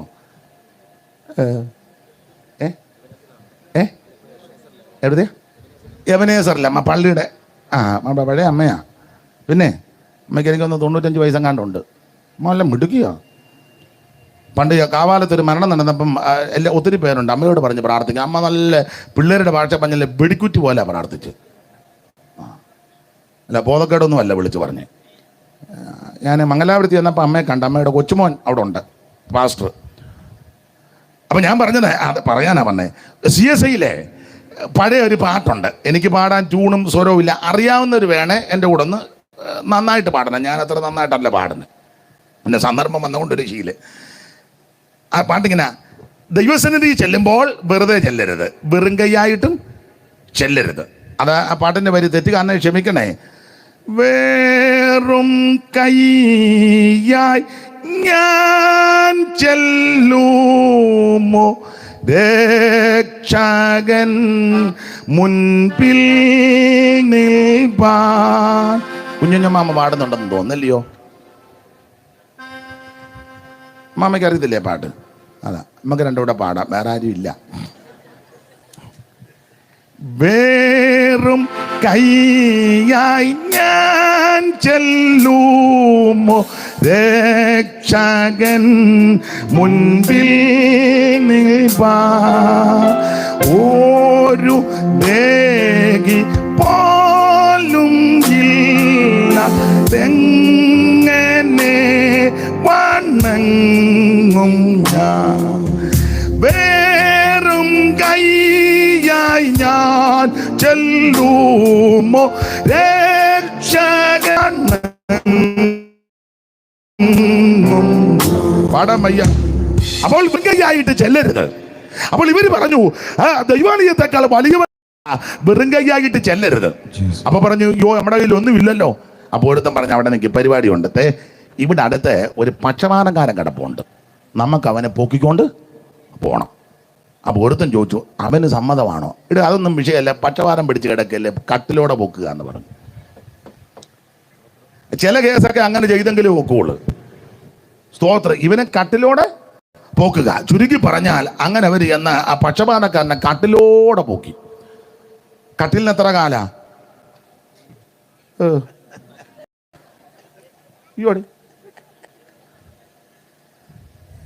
പണ്ടൊരുത്തം പറഞ്ഞെന്നാ പറഞ്ഞ പഞ്ചപാണ്ഡവന്മാര് കട്ടിക്കാല് പോലെ 3. എങ്ങനെയുണ്ട്? പഞ്ചപാണ്ഡവന്മാര് കട്ടിക്കാല് പോലെ 3. കാണിച്ചത് 2, പറഞ്ഞത് 3. കട്ടിലിൻ്റെ കാല് 4, പഞ്ചപാണ്ഡവന്മാർ 5. ചുരുക്കി പറഞ്ഞ അപ്പൊ കട്ടിലിന് 4 കാല. ഈ 4 പേരും ചെന്ന് 4 കാലെ പിടിച്ചു. ഞാനൊരു ചിന്തയും കൂടെ പറഞ്ഞ് ആ ഭാഗം വിടാം. ഈ 4 പേർക്കും ഒരേ വലിപ്പമാണെന്ന് ചിന്തിക്കണ്ട. ഇപ്പൊ ഈ സ്റ്റേജ് ആയിരിക്കുന്ന ഞങ്ങൾക്ക് എല്ലാവർക്കും ഒരേ വലിപ്പവും ഒരേ തൂക്കവും അല്ലല്ലോ. അപ്പൊ ആ രീതി ചിന്തിച്ചു. എൻ്റെ ആശയത്തിൽ അങ്ങ് പറയുക ചിന്തയാ. ഒരുത്തന് 1 അടി പൊക്കം, ഒരുത്തന് 5.5 അടി, ഒരുത്തൻ 5 കാല്. അങ്ങനെ ചിന്തിച്ചു. അപ്പൊ 5 കാലും 6 5.5 5 4 കാലെ പിടിച്ചിരിക്കുക. അപ്പം ഈ 4 പേരും ഒന്ന് വിനയപ്പെടാതെ ഈ കട്ടിലുമായിട്ട് കവർണ്ണഭൂമി ചെല്ല് നടക്കുകയല്ല. 6 ഇങ്ങനെ കാലെ പിടിച്ചുകൊണ്ട് നിൽക്കുക, ഗ്ലോറി വിക്ടറി കാൽവറി എന്നും പറഞ്ഞ്. അപ്പം നമ്മൾ 6 അടി പൊക്കമുള്ള അവറാച്ചനോട് പറയുക, അവറാച്ചൻ സഭയുടെ ആരംഭം മുതലുണ്ട്, 6 അടി പൊക്കമുണ്ട്, വളരെ സന്തോഷമാണ്. ജോയിച്ചന് 5.5 അടിയേ ഉള്ളൂ. അപ്പം അവറാച്ചനൊന്നും ഒതുങ്ങാതെ ജോയിച്ചന് ഇതിൽ പിടുത്തം നടക്കുകയല്ല. നമ്മൾ ജോയിച്ചനെയും കൂടെ ഉൾക്കൊള്ളണമല്ലോ. ഉടനെ അവറാച്ചൻ പറയുക, ഞാൻ അങ്ങനെ കുനിഞ്ഞേച്ച് ഒരു ജോയി ഇത് കയറി പിടിക്കണ്ട. ഞാൻ ഈ സഭയുടെ ആരംഭകാലം മുതൽ 6 അടി പൊക്കത്തിൽ ഇങ്ങനെ നിൽക്കുക. സ്തോത്രം. ഞാൻ പകലോമറ്റത്തെയാ. ജോയി ഈ അടുത്ത സമയത്ത് മാർഗം കൂടി വന്നതാ. അതുകൊണ്ട് എന്നെ ഒതുക്കി വെച്ച് ജോയി കട്ടിലെ പിടിച്ചില്ലെന്നേ ഉള്ളൂ. പക്ഷെ ഞാൻ അമരുന്ന യാതൊരു കേസും അവറാച്ചൻ ഗ്ലോറി വിറ്ററി എന്ന് പറഞ്ഞ് കണ്ണടച്ച് കട്ടിലിൻ്റെ കാലെ പിടിച്ച് നിൽക്കുക. ഉടനെ നമ്മൾ ജോയി എടുക്കാതെ ജോയി, അവറാച്ചൻ്റെ സ്വഭാവം നമുക്കറിയാം, പുള്ളിക്ക് അതിൻ്റെതായ ഒരു ഇതുണ്ട്. അതുകൊണ്ട് ജോയി ഒരു കാര്യം ചെയ്യും, കവർണവും വരെ ഒന്ന് എത്തിക്കുത്തിക്കോ വെച്ചിട്ട് നേരം കട്ടിലുമായിട്ട്. അപ്പം ജോയി പറയാ, പാസ്റ്റർ ആ കാര്യം ഒന്നും പറയാണ്ട്, എനിക്ക് ഇച്ചിരി കാശും പിടിപ്പുമൊക്കെ കുറവുണ്ടെന്നുള്ളു. പക്ഷെ ഞാൻ ആരുടെ മുന്നിൽ ഇതുവരെ ഞാൻ അധ്വാനിച്ചാ ജീവിക്കുന്നത്. എല്ല് മുറിയ പണിയെടുത്താ, ചിലപ്പം കപ്പ പുടുങ്ങിയത് മുളകടച്ചതാ. പക്ഷെ ഞാൻ ഇന്ന് വരെ ആർക്കും, അതുകൊണ്ട് അവറാച്ചൻ വേണേ പിടിച്ചാൽ മതി, ഞാൻ കട്ടിലിൻ്റെ കാലെ പിടിക്കും. പക്ഷേ ഈ 5 അടി പൊക്കത്തിൽ തന്നെ നിന്ന് പിടിക്കുകയുള്ളൂ. ചുരുക്കി പറഞ്ഞാൽ ഇവരാരും ഒന്ന് വിധേയപ്പെടാൻ മനസ്സില്ല. എൻ്റെ ചിന്തയാ, ഇവരാരും വിധേയപ്പെടുന്നില്ല. കണ്ണടച്ച് കട്ടിലിൻ്റെ കാലെ പിടിച്ച് ഗ്ലോറി വിക്ടറി കാൽവറി രക്തം ജയം പറഞ്ഞ് നിൽക്കുക. ഈ കട്ടിലുമായിട്ട് ഇവർ കവർണ്ണഭൂമി ചെന്നെന്ന് വെച്ചോ, കണ്ണ് തുറന്നാൽ കാണിക്കാം, ഒന്ന് കൂന്നിങ്ങാൻ കണ്ണ് തുറക്കുകയല്ല. കവർണ്ണഭൂമി ചെല്ലുമ്പം കട്ടിലെ പക്ഷപാതക്കാരൻ കാണുകയല്ല, കട്ടിലും കാലും കാണും. എന്നാ പലരും വേർപെട്ട കൂട്ടത്തിന് വരാത്തത്? ഞാൻ എന്നെ പ്രതിയാക്കുക. നമുക്ക് വിധേയപ്പെടാൻ മനസ്സില്ല, വിനയപ്പെടാൻ മനസ്സില്ല, താഴാൻ മനസ്സില്ല, എളിമപ്പെടാൻ മനസ്സില്ല. ഇപ്പോഴും കാലെ പിടിച്ച് ഇങ്ങനെ നിൽക്കുക നിലക്കനം പോലെ. വിധേയപ്പെട്ടാൽ സൂക്ഷം അനവധി ആത്മാക്കളെ ദൈവം തരും. ഈ ശുശ്രൂഷ അതിനിടയാകട്ടെ. ഞാൻ പറഞ്ഞത്, യേശുവിൻ്റെ അടുക്ക വന്നാരും നിരാശയോടെ പോയിട്ടില്ല. അവിടുന്ന് അനവധി അത്ഭുതം ചെയ്യുന്ന ദൈവത്തിന് മഹത്വം. അതാ നമ്മുടെ കർത്താവാകുന്ന യേശു ക്രിസ്തു നിരവധി അത്ഭുതം ചെയ്ത അത്ഭുതമെല്ലാം കൂടെ പുസ്തകത്തിൽ എഴുതിയ പുസ്തകം ലോകത്തിൽ പോലും ഒതുങ്ങത്തിൽ. എന്നാൽ തിരഞ്ഞെടുത്ത ഏതാനും ചില അത്ഭുതങ്ങൾ പുസ്തകത്തിൽ കൊടുത്തു. അതെന്തിനാണെന്ന് 20:30 ഒന്നുകൂടെ വായിച്ചോ മോൻസി പാസ്റ്ററെ. എന്നാൽ യേശു ദൈവപുത്രനായ ക്രിസ്തു എന്നും നിങ്ങൾ വിശ്വസിക്കണം. അപ്പൊ ശ്രദ്ധിക്കുക, ഏതാനും ചില അത്ഭുതങ്ങൾ മാത്രം പുസ്തകത്തിൽ കൊടുക്കാൻ കാര്യം, യേശു ക്രിസ്തു ദൈവപുത്രനായ ക്രിസ്തുവെന്ന് നിങ്ങൾ വിശ്വസിക്കണം എന്ന് പറഞ്ഞാൽ, ആലപ്പുഴ ജില്ലയിലുള്ളവർ, ഈ പുന്നപ്പുറ പ്രദേശത്തുള്ളവർ, നമ്മുടെ ഇത് കളിത്തട്ടിൽ ഉള്ളവർ, ഇവിടെ കേൾക്കുന്ന സകല ആൾക്കാരും വിശ്വസിക്കണം, യേശു ദൈവപുത്രനായ ക്രിസ്തു.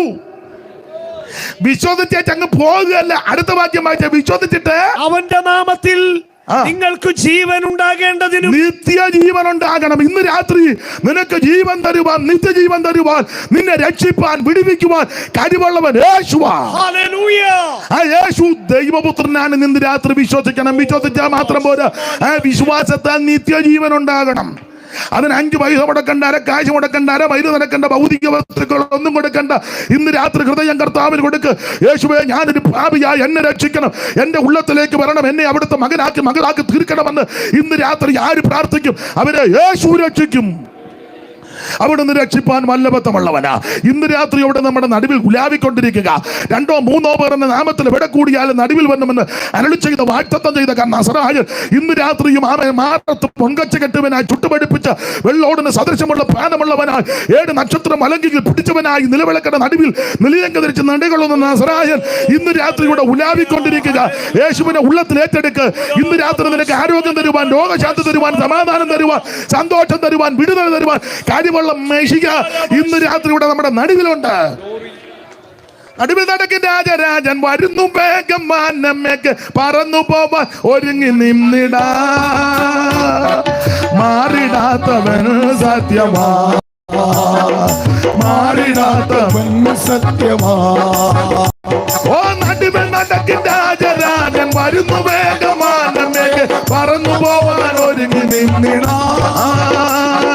മാറിടാത്തവൻ സത്യമാ, മാറിടാത്തവൻ സത്യമാ. നിത്യജീവൻ പകർന്നിൽ നിത്യശേഖം തന്നുവല്ലോ. ഓ നിത്യജീവൻ പകർന്നിൽ ഓ നിത്യശേഖം തന്നുവല്ലോ. സ്വത്രയാഗമർപ്പിക്കുന്നു ഞാൻ, സ്വത്രഗാനം പാടിടുന്നു ഞാൻ.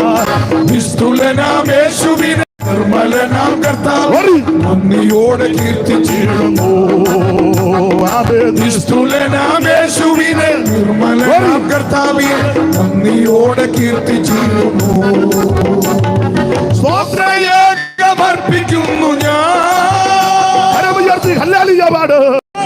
ഇന്ന് രാത്രി അവിടെ നിന്ന് അത്ഭുതം കണ്ടതയ്യം ഓടിച്ച് മുമ്പോട്ട് പോകാൻ സമയത്തെ ഞാൻ ഭയപ്പെടുന്നു. ഓരോ അധ്യായത്തിൽ ക്രിസ്തുവിന്റെ അത്ഭുതങ്ങൾ രേഖപ്പെടുത്തി അത്ഭുതം കണ്ടതയ്യമാ. എപ്പോഴും ഞാൻ പറയാറുണ്ട്, 1-ാം അധ്യായത്തിൽ ലോകത്തിന്റെ പാപത്തെ ചുമക്കുന്ന ദൈവകുഞ്ഞാടാകുന്ന ക്രിസ്തു, 2-ാം അധ്യായത്തിൽ കാനാവിലെ കല്യാണ വീട്ടിൽ പച്ചവെള്ളത്തെ വീഞ്ഞാക്കിയ അടയാളങ്ങളുടെ ആരംഭമായി ചെയ്തത് മഹത്വം വെളിപ്പെടുത്തിയ അത്ഭുതം കണ്ട ദൈവം, 3-ാം അധ്യായത്തിൽ നിത്യജീവനെ കൊടുക്കുന്ന സർവജ്ഞനായ ദൈവം, 4-ാം അധ്യായത്തിൽ ആത്മാവാകുന്ന ദൈവം, 5-ാം അധ്യായത്തിൽ സകല ദീനങ്ങളും വ്യാധികളും പൊറുപ്പിക്കുവാൻ കഴിവുള്ള ദൈവം, 6-ാം അധ്യായത്തിൽ സ്വർഗത്തിൽ നിറങ്ങുമെന്ന ജീവന്റെ അപ്പമായ ദൈവം, 7-ാം അധ്യായത്തിൽ ആത്മനിറവിനെ കൊടുക്കുന്ന സർവജ്ഞനായ ദൈവം, 8-ാം അധ്യായത്തിൽ വെളിച്ചമാകുന്ന ഇരുൾ മൂടിയ ലോകത്തിൽ മനുഷ്യൻ വെട്ടം തേടി വെളിച്ചം തേടി ഓടുമ്പോൾ യേശു പറയുക, ഞാനാണ് ലോകത്തിന്റെ വെളിച്ചം, സാക്ഷാൽ ദിവ്യ വെളിച്ചമാകുന്ന.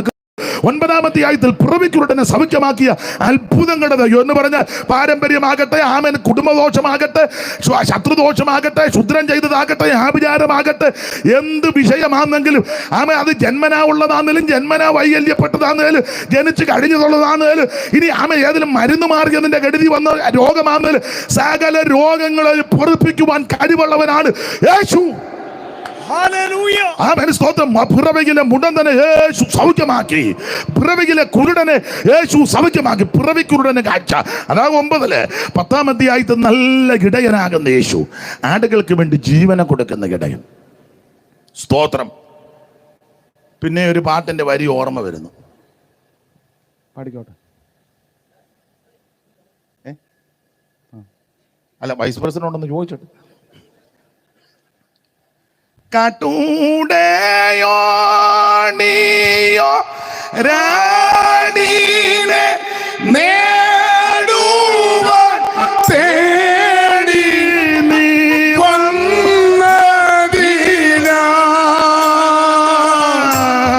കാട്ടൂടെ ഓടിയോ രാണീനെ നേടുവാൻ തേടി നീ വന്നതിനാൽ പാപക്കാട്ടിൽ നീ നോടി ശ്രേഷ്ഠ ഇടയനെ പാപിയിതാ വാഴും പാപ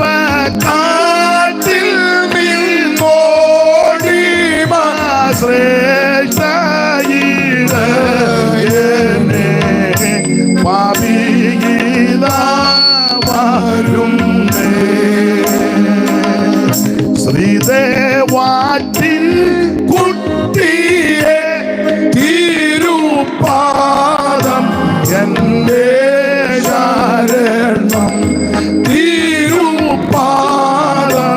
എൻ്റെ ശരണം.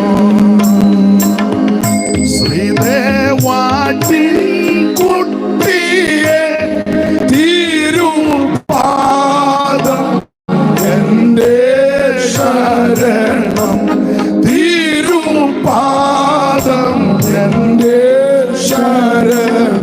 അപ്പൊ ശ്രദ്ധിക്കുക, 10-ാം അധ്യായത്തിൽ നല്ല ഇടയനാകുന്ന ക്രിസ്തു ദൈവം 11-12 അധ്യായം പഠിക്കുമ്പോൾ മരിച്ചവരെ ഉയർപ്പിക്കുന്ന ദൈവം. ഇതാണ് ഈ 12 അധ്യായത്തിൽ പ്രധാനപ്പെട്ട വിഷയങ്ങൾ. നമ്മൾ 11-ാം അധ്യായത്തിന്റെ 25 വായിച്ചത്. ഇനി ആ ഭാഗത്തേക്ക് വരാം. 11-ന്റെ 25 വായിച്ചോ മോൻസി പാസ്റ്ററെ. യേശു അവളോട് ഞാൻ തന്നെ പുനരുത്ഥാനവും ഞാൻ തന്നെ പുനരുത്ഥാനവും ജീവനും. അടുത്തത് എന്നിൽ വിശ്വസിക്കുന്നവൻ എന്ന് പറഞ്ഞാൽ മാർത്താമ്മ ശ്രദ്ധിച്ചു കേട്ടണം. മാർത്തേ, എന്നിൽ വിശ്വസിക്കുന്നവൻ മരിച്ചാലും ജീവിച്ചിരിക്കും. ദൈവത്തിന് സ്തോത്രം. പശ്ചാത്തല ഭാഗവും ചരിത്രമൊക്കെ വേദപുസ്തകം പ്രസംഗിക്കുന്ന, പഠിപ്പിക്കുന്ന, കേൾക്കുന്ന എല്ലാവർക്കും നല്ല തിട്ടമാണെന്നറിയാം. തിട്ടമില്ലാത്ത ആരേലും വന്നിട്ടുണ്ടെങ്കിൽ അവരുടെ അറിവിന് ചുരുക്കമായിട്ട് ഒന്ന് പറഞ്ഞാൽ ഭാഗം വിടാം. ബഥാനിയിലെ വീട്, പ്രധാനമായിട്ടും 3 പേര് ആ വീട്ടിൽ. മാർത്ത, മറിയ, സഹോദരൻ ലാസർ. പിന്നെ ഇവരുടെ അപ്പൻ ആരാണെന്നൊരു ചിന്ത കുഷ്ഠരോഗിയായ ശിമോനായിരുന്നെന്ന.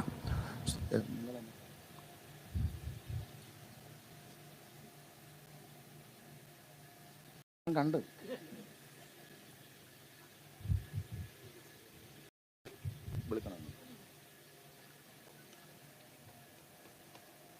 തെറ്റുകാരനെ പറയണേ.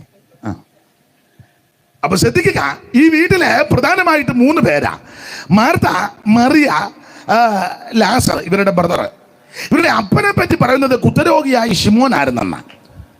കുഷ്ഠമൊക്കെ മാറിയെങ്കിലും ആ പേരിപ്പോഴും അങ്ങനെ ചില പേരുകൾ ബൈബിളിലുണ്ട്. രാഘാവിനെ പറ്റി അങ്ങനെയൊക്കെ തന്നെ പറയുന്നത്.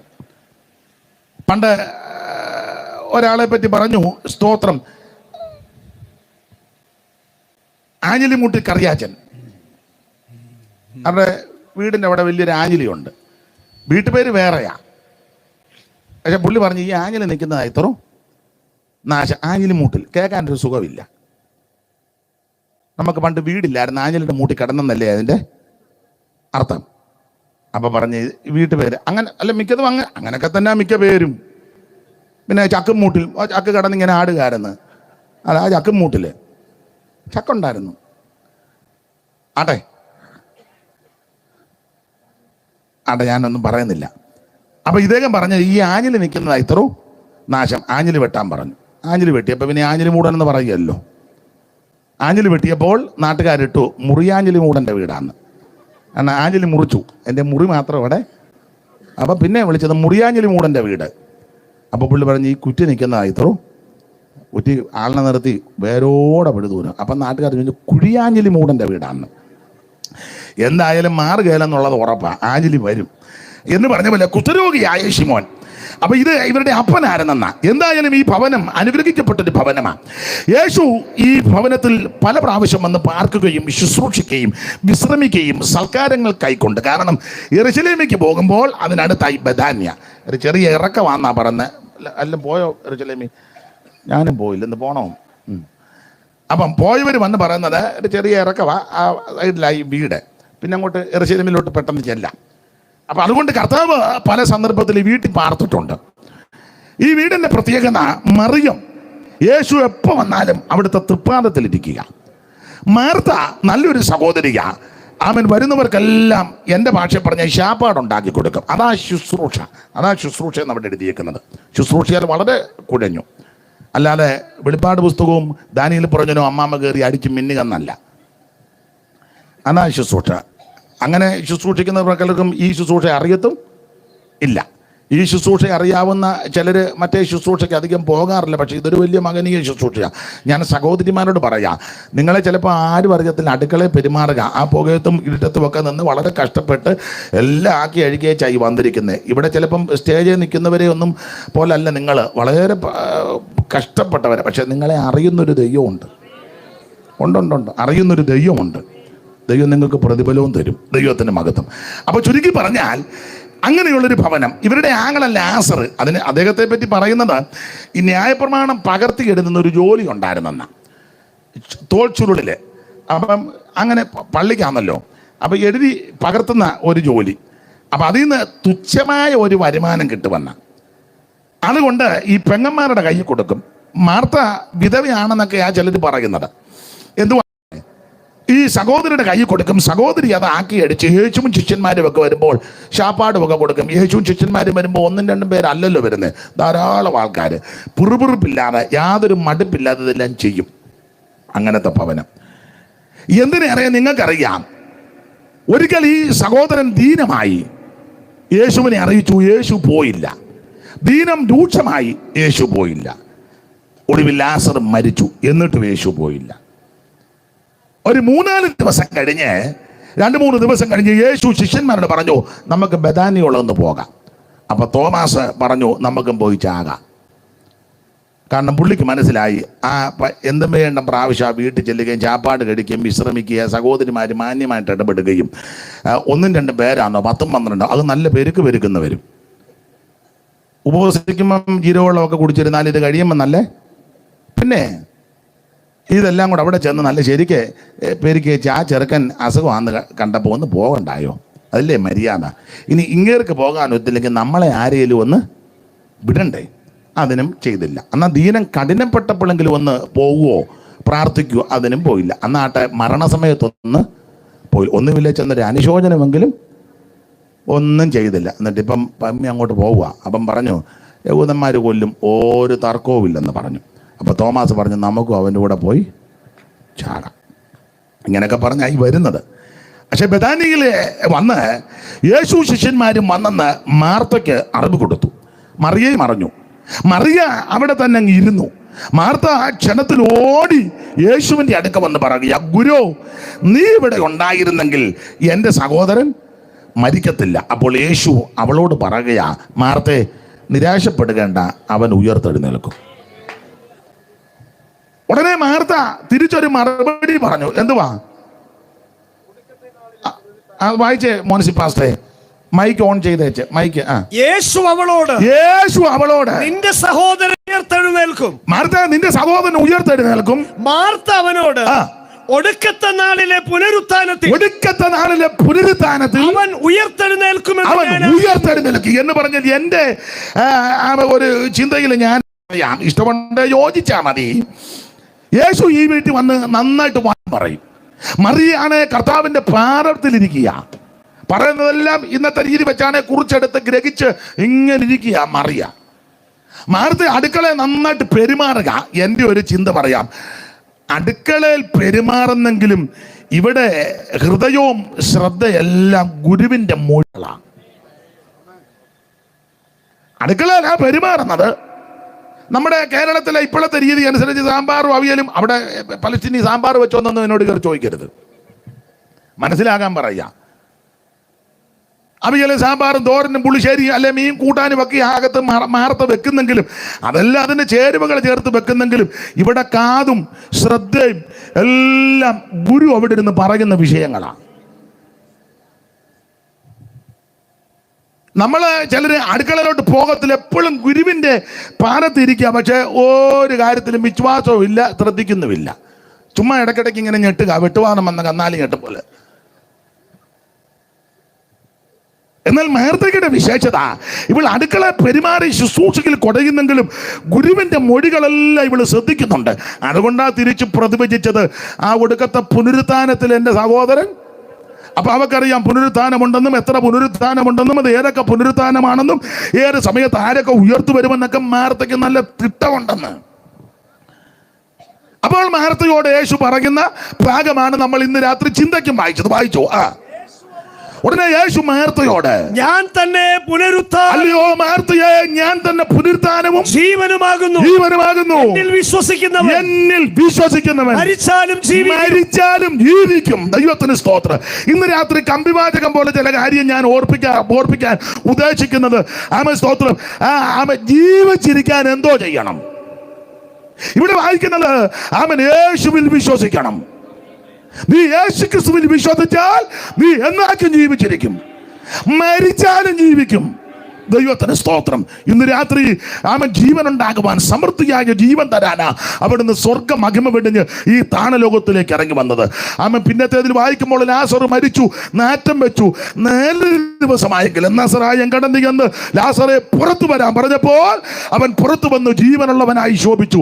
ഇന്ന് രാത്രി നിനക്ക് ജീവൻ തരുവാൻ കഴിവുള്ളവനാണ് ജീവന്റെ ഉടയവനാകുന്ന നസറയനാകുന്നു യേശു. അതുകൊണ്ട് ഇന്ന് രാത്രി ജീവിച്ചിരിക്കാൻ എന്തൊക്കെ ചെയ്യണം? കമ്പിവാചകം പോലെ നമുക്ക് ചിന്തിക്കാം. എല്ലാവർക്കും ജീവിച്ചിരിക്കാൻ ആഗ്രഹം ഇല്ലേ? ഇവിടെ ഇരിക്കുന്ന ആർക്കെങ്കിലും മരിക്കാൻ? പണ്ടൊക്കെ ഇതിലെ പാടി പലരും നടന്നിട്ടുള്ളൂ. ഇപ്പോഴും പാട്, മരിക്കാൻ ഞങ്ങൾക്ക് മനതില്ല. യോ കേട്ടിട്ടില്ലേ?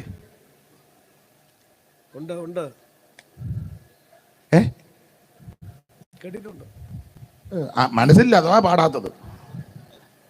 മരിക്കാൻ ഞങ്ങൾക്ക് ആർക്കും മനസ്സില്ല. 98 എന്ന വല്യപ്പൻ രാവിലെ നടക്കുക, യാകാൻ മനസ്സില്ല. അതിനാ മരിക്കാൻ മനസ്സില്ല. 92 എന്ന വല്യമ്മൻ കൂടിന്റെ ഉടുമ്പിക്ക് പിടിച്ച് വണ്ടാനത്ത് പോയി കുത്തിയിരിക്കുക. അമ്മയ്ക്കും മരിക്കാൻ മനസ്സില്ല. ഞാനെപ്പോഴും പറയും, വീട്ടിലെ ഒരു തേങ്ങ തിരുമി ചിരവേ വെച്ച് തിരുമി കല്ലേ വെച്ച് അരക്കുകയല്ല, അതുകൂടെ തേങ്ങാപ്പൊടി കിട്ടുമെന്ന് കടയിൽ. ഇപ്പം പാലും കിട്ടും, തേങ്ങാപ്പാല്. പണ്ടൊക്കെ പഴയ അമ്മമാര് തേങ്ങ തിരുമി തടിയുടെ ചിരവയാ, അത് പൊക്കം പോലും ഇല്ല, താഴെ ഇട്ട് അവിടോട്ട് ഇരുന്നേച്ച് നന്നായിട്ട് തിരുമി കശാനാ തിരുമുന്നത്. തിരുമിയേച്ച തേങ്ങാപ്പാല് കൈകൊണ്ട് തന്നെ. ഇപ്പോഴല്ലേ മെഷീനും മറ്റ് ഉപകരണങ്ങളൊക്കെ വന്നത്. കല്ലേ വെച്ച് അരയ്ക്കുന്നത് ആ തിരുമിയ തേങ്ങ. ഇപ്പോഴത്തെ മിക്ക സഹോദരിമാരും അങ്ങനൊന്നും ചെയ്യുന്നില്ല. ഇതൊന്നും ചെയ്യാന്നിട്ട് വെളുപ്പിനെ മാപ്പളം വെമ്മളം കൂടെ. നിങ്ങൾ ശ്രദ്ധിച്ചിട്ടില്ലേ? മണ്ണാനത്തിൽ നിന്ന് അമ്പലപ്പുഴ പാലം വരെ ഗ്രൗണ്ടില് ഈ മഞ്ഞും പിടിച്ച് തലയിലൊരു കെട്ടും കെട്ടി, അങ്ങേരുടെ കയ്യിലൊരു കുറുവടി, പട്ടി വന്നാൽ തല്ലാനാ. ഇതിന്റെ എല്ലാം മൂലകാരണം മരിക്കാൻ മനസ്സില്ല. എല്ലാവർക്കും ജീവിച്ചിരിക്കണം. അതാ ഞാൻ ഓടിച്ചു പറയാ, എല്ലാവർക്കും ജീവിക്കണം. അത് നല്ലതാ, ജീവിക്കേ. യേശു ക്രിസ്തുവിൽ വിശ്വസിക്കുന്നവൻ മരിച്ചാലും ജീവിക്കും. അതുകൊണ്ട് ഇന്ന് രാത്രി കമ്പിവാചകം പോലെ പറയാ, ജീവിച്ചിരിക്കാൻ എന്തോ ചെയ്യണം. അതാ ഇന്ന് രാത്രി സന്ദേശം. എന്ത് ചെയ്യണം? ചെടികടാന്ന് വായിച്ചോ മോനിസ് പാസ്? നന്നായിട്ട് വായിക്കുന്നുണ്ട് കേട്ടോ.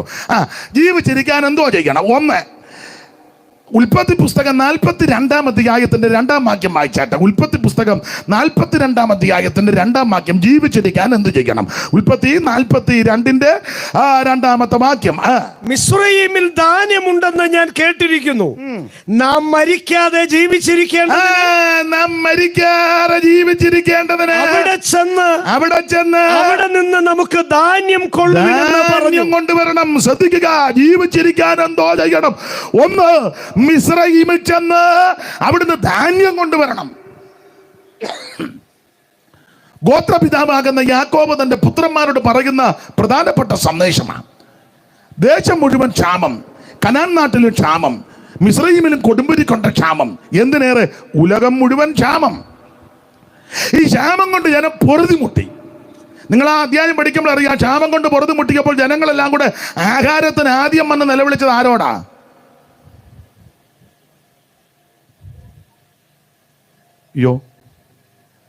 ക്ഷാമം കഠിനപ്പെട്ടപ്പോഴേ ജനങ്ങൾ ആഹാരത്തിന് ആദ്യം വന്ന് നിലവിളിച്ചത് ആരോടാ?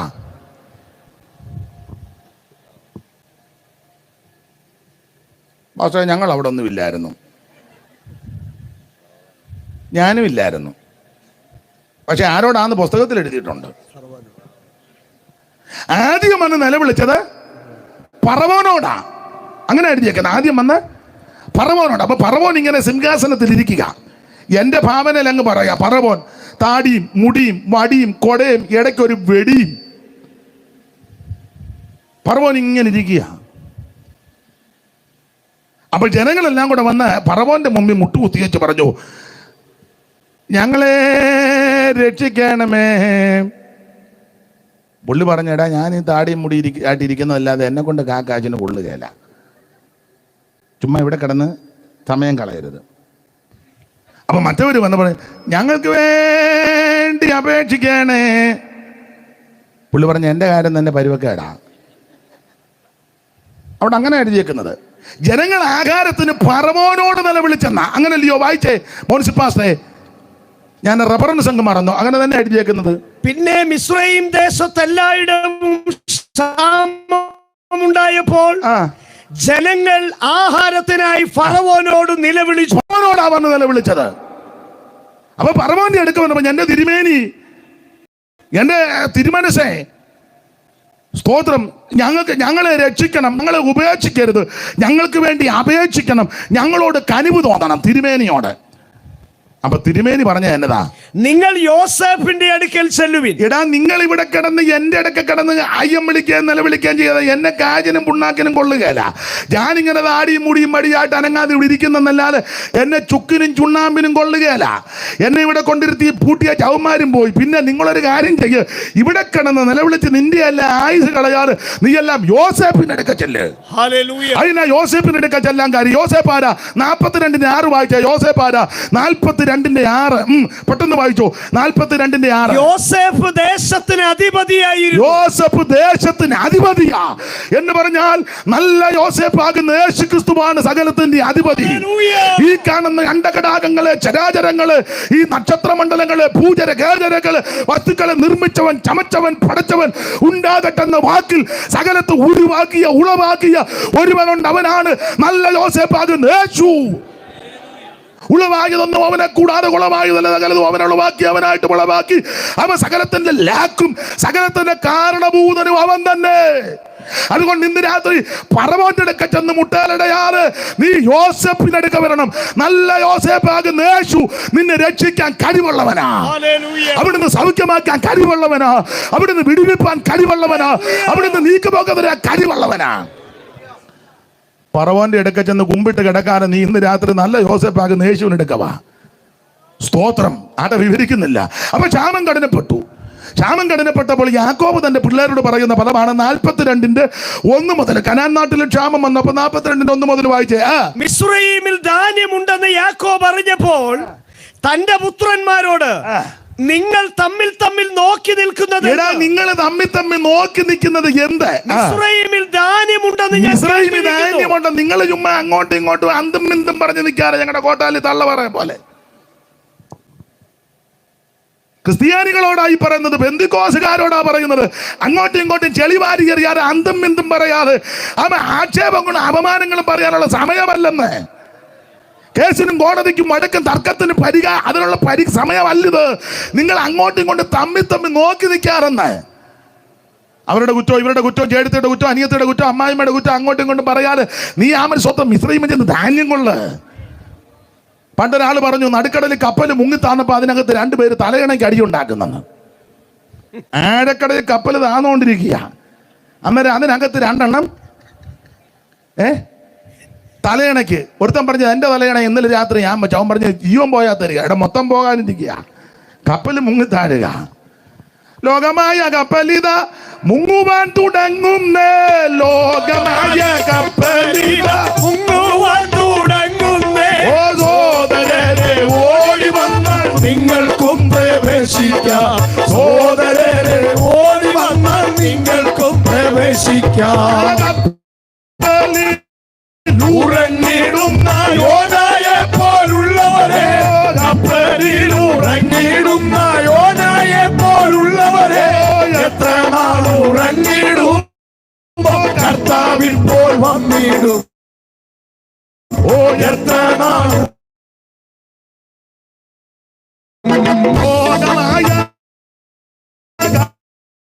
നിങ്ങൾക്കും പ്രവേശിക്കാം. ദൈവത്തെ സ്തുതിക്ക്. യാക്കോബ് അതുകൊണ്ട് പറയുക, എന്റെ പിള്ളേരെ, നിങ്ങൾ തമ്മിൽ നോക്കി നിൽക്കാൻ അതിനുള്ള സമയമല്ലെന്ന്.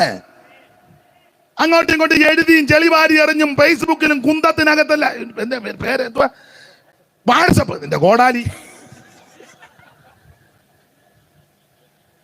എടാ ഫേസ്ബുക്കിനക സെന്ററിൽ തന്നെയുള്ളവർ അങ്ങോട്ടും ഇങ്ങോട്ടും ഇപ്പൊ ഈ സെപ്പറേറ്റ് കാണുന്ന എഴുത്തുണ്ട്, വേറെ ആരെയും കാണിക്കത്തുമില്ല. അതിനെ എനിക്കറിയാം, പറയാനൊന്നും അറിയാൻ മേല.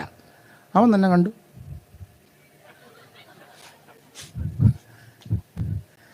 എടേ വിവരദോഷി, ചൂള പോലെ കത്തുന്ന ഒരു ദിവസം വരാൻ പോവുക. സകല അഹങ്കാരികളും ദുഷ്പ്രവർത്തക്കാരും താളടിയാകാൻ പോകുകയാ.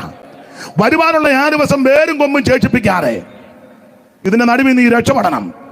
രക്ഷപ്പെടാൻ ഒറ്റ മാർഗ്ഗം യേശുവിനെ ഉള്ളത്തിൽ ഏറ്റെടുക്കണം.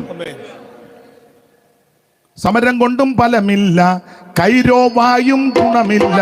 സമരം കൊണ്ടും ഫലമില്ല, കൈരോവായും.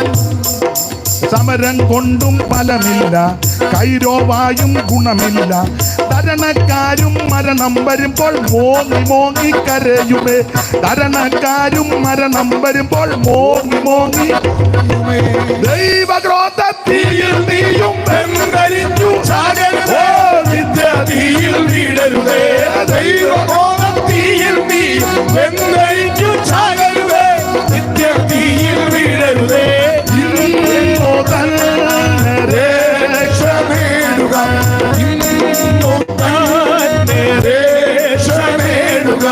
മോനെ, ഇതിന്റെ എല്ലാം ഓളിയം താത്ത് വെക്കണം. ഞാൻ പാടുന്ന പാട്ട് സുഖമല്ല, ശ്രുതി ഒന്നും ഒക്കുന്നില്ല. പക്ഷേ പറയുന്ന വരിയും പദവും എന്നാന്ന് നാട്ടുകാർ കേൾക്കണം. അല്ലെ നാട്ടുകാർ പറയാം അയാൾ എന്നാ കിടന്ന് അമറിയേച്ച് പോയെന്ന് ചോദിക്കും. അപ്പം ഇതിൻ്റെ എല്ലാം ശബ്ദം താഴെ നിൽക്കണം. പിന്നെ ഞാൻ ഇവർക്ക് അവസരം കൊടുക്കുമ്പം അന്നേരം കൂട്ടിക്കോണം. മോന് വർക്കുണ്ട്. സമരം കൊണ്ടും ഫലമില്ല, കൈരോവായും ഗുണമില്ല. സമരം കൊണ്ടും ഫലമില്ല, കൈരോവായും ഗുണമില്ല.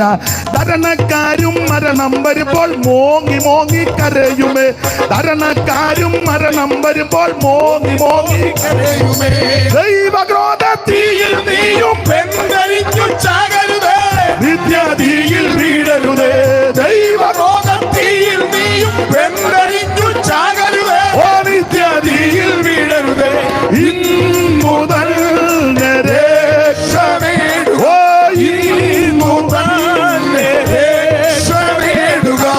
ആര് തന്നെ പറഞ്ഞാലും നീതിയിൻ വഴി തേടാതെ, ആര് തന്നെ പറഞ്ഞാലും നീതിയിൻ വഴി തേടാതെ.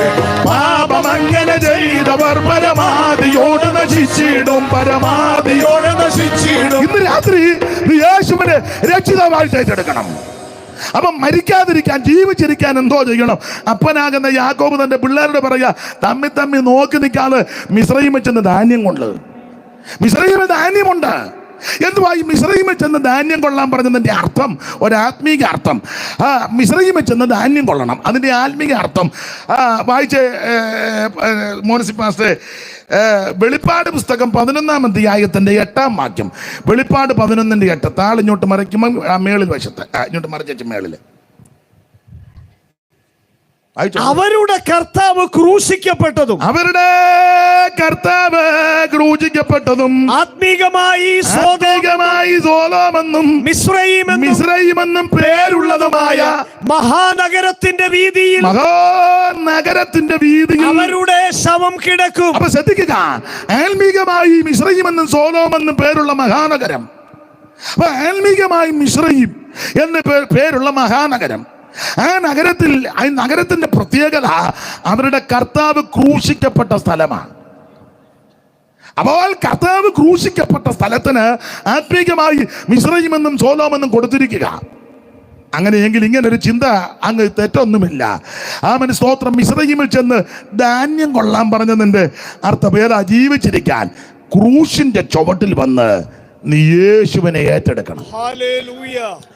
ഇന്ന് രാത്രി നീ ജീവിച്ചിരിക്കണമെങ്കിൽ, നീ മരിക്കാതെ ജീവിച്ചിരിക്കണമെങ്കിൽ, നീ അവൻ സന്തോഷത്തോടെ ജീവിക്കണമെങ്കിൽ, അവൻ പ്രൈസ് ദി ലോർഡ്. അത്യാവശ്യമുള്ളൊരു പോണേ അദ്ദേഹത്തിൻ്റെ കൂടെ വന്ന് ഓരോരുത്തരെ വിളിച്ചുകൊണ്ട് പോകാതെ അദ്ദേഹത്തിൻ്റെ കൂടെ വന്നവർ ചിലപ്പോൾ വണ്ടിയെ പോകേണ്ടവരായിരിക്കും. നിങ്ങൾ പോയാട്ടെ, ദൈവത്തിന് മഹത്വം. കാരണം ദൂരെയൊക്കെ പോകേണ്ടവരാ. അത്യാവശ്യമുള്ളൊരു പോണേ അപ്പൊ ശ്രദ്ധിക്കുക, ആത്മീകമായി മിസ്രയീമെന്നും സോദോമെന്നും പേരുള്ള സ്ഥലം. അപ്പൊ ശ്രദ്ധിക്കുക, ഈ സ്ഥലത്തിന്റെ പ്രത്യേകത അവരുടെ കർത്താവ് ക്രൂശിക്കപ്പെട്ട ഇടമാണ് എന്ന് പറഞ്ഞാൽ, എന്നെ കേൾക്കുന്ന പ്രിയരെ, ജീവിച്ചിരിക്കാൻ ചെയ്യേണ്ട ഒന്നാമത്തെ കാര്യം ക്രൂശിന്റെ ചുവട്ടിൽ വന്ന് യേശുവിനെ രക്ഷിതാവായിട്ട് ഏറ്റെടുക്കണം. ഇന്ന് രാത്രി മറ്റൊരുത്തനും രക്ഷയില്ല. രക്ഷിക്കപ്പെടുവാൻ ആകാശത്തിന് കീഴിൽ മനുഷ്യരുടെ ഇടയിൽ നൽകപ്പെട്ട ഒരേ ഒരു നാമം നസറേയനാകുന്ന യേശുവിന്റെ പരിശുദ്ധ നാമം.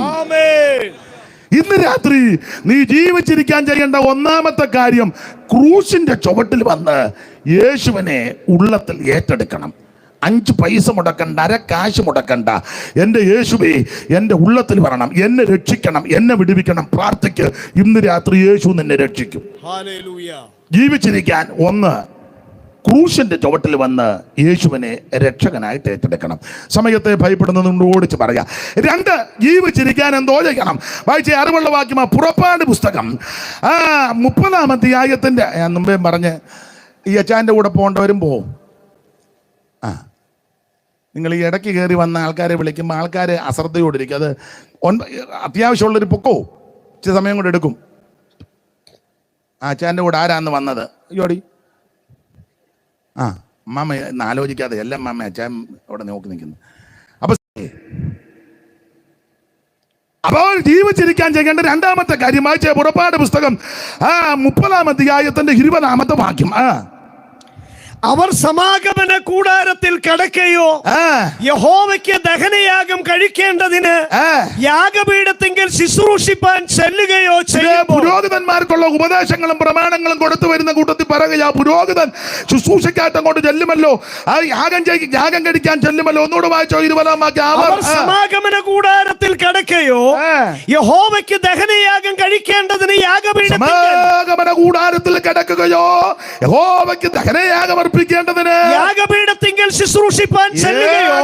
ശുശ്രൂഷിക്കാൻ ചെല്ലുകയോ ചെയ്യുമ്പോൾ മരിക്കാതിരിക്കേണ്ടതിന് എന്ന് പറഞ്ഞാൽ ജീവിച്ചിരിക്കാൻ, മരിക്കാതിരിക്കേണ്ടതിന്, ജീവിച്ചിരിക്കാൻ വെള്ളം കൊണ്ട് കഴുകണം എന്ന് പറഞ്ഞാൽ നീ ജീവിച്ചിരിക്കാൻ ചെയ്യേണ്ട രണ്ടാമത്തെ കാര്യം, എന്റെ ഭാഷയിൽ വെള്ളത്തിലൊരു പരിപാടിയുണ്ട്, അത് വേണം.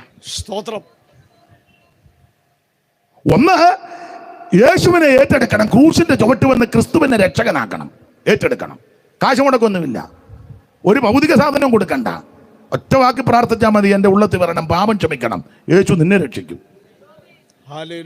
2, നീ മരിക്കാതെ ജീവിച്ചിരിക്കാൻ വെള്ളം കൊണ്ട് കഴുകണം. അത് അത്യാവശ്യമാണ്. വെള്ളത്തിലൊരു പരിപാടിയുണ്ട്, വെള്ളത്താലല്ല.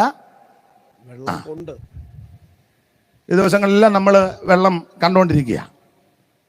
റോഡിൽ കൂടെ വണ്ടി പോലും ഓടിച്ചു പോകാൻ ഒക്കാത്തൊരു സാഹചര്യമാണ് പലയിടങ്ങളിലും. അപ്പോൾ മരിക്കാതെ ജീവിച്ചിരിക്കാൻ 2, വെള്ളം കൊണ്ട് കഴുകണം.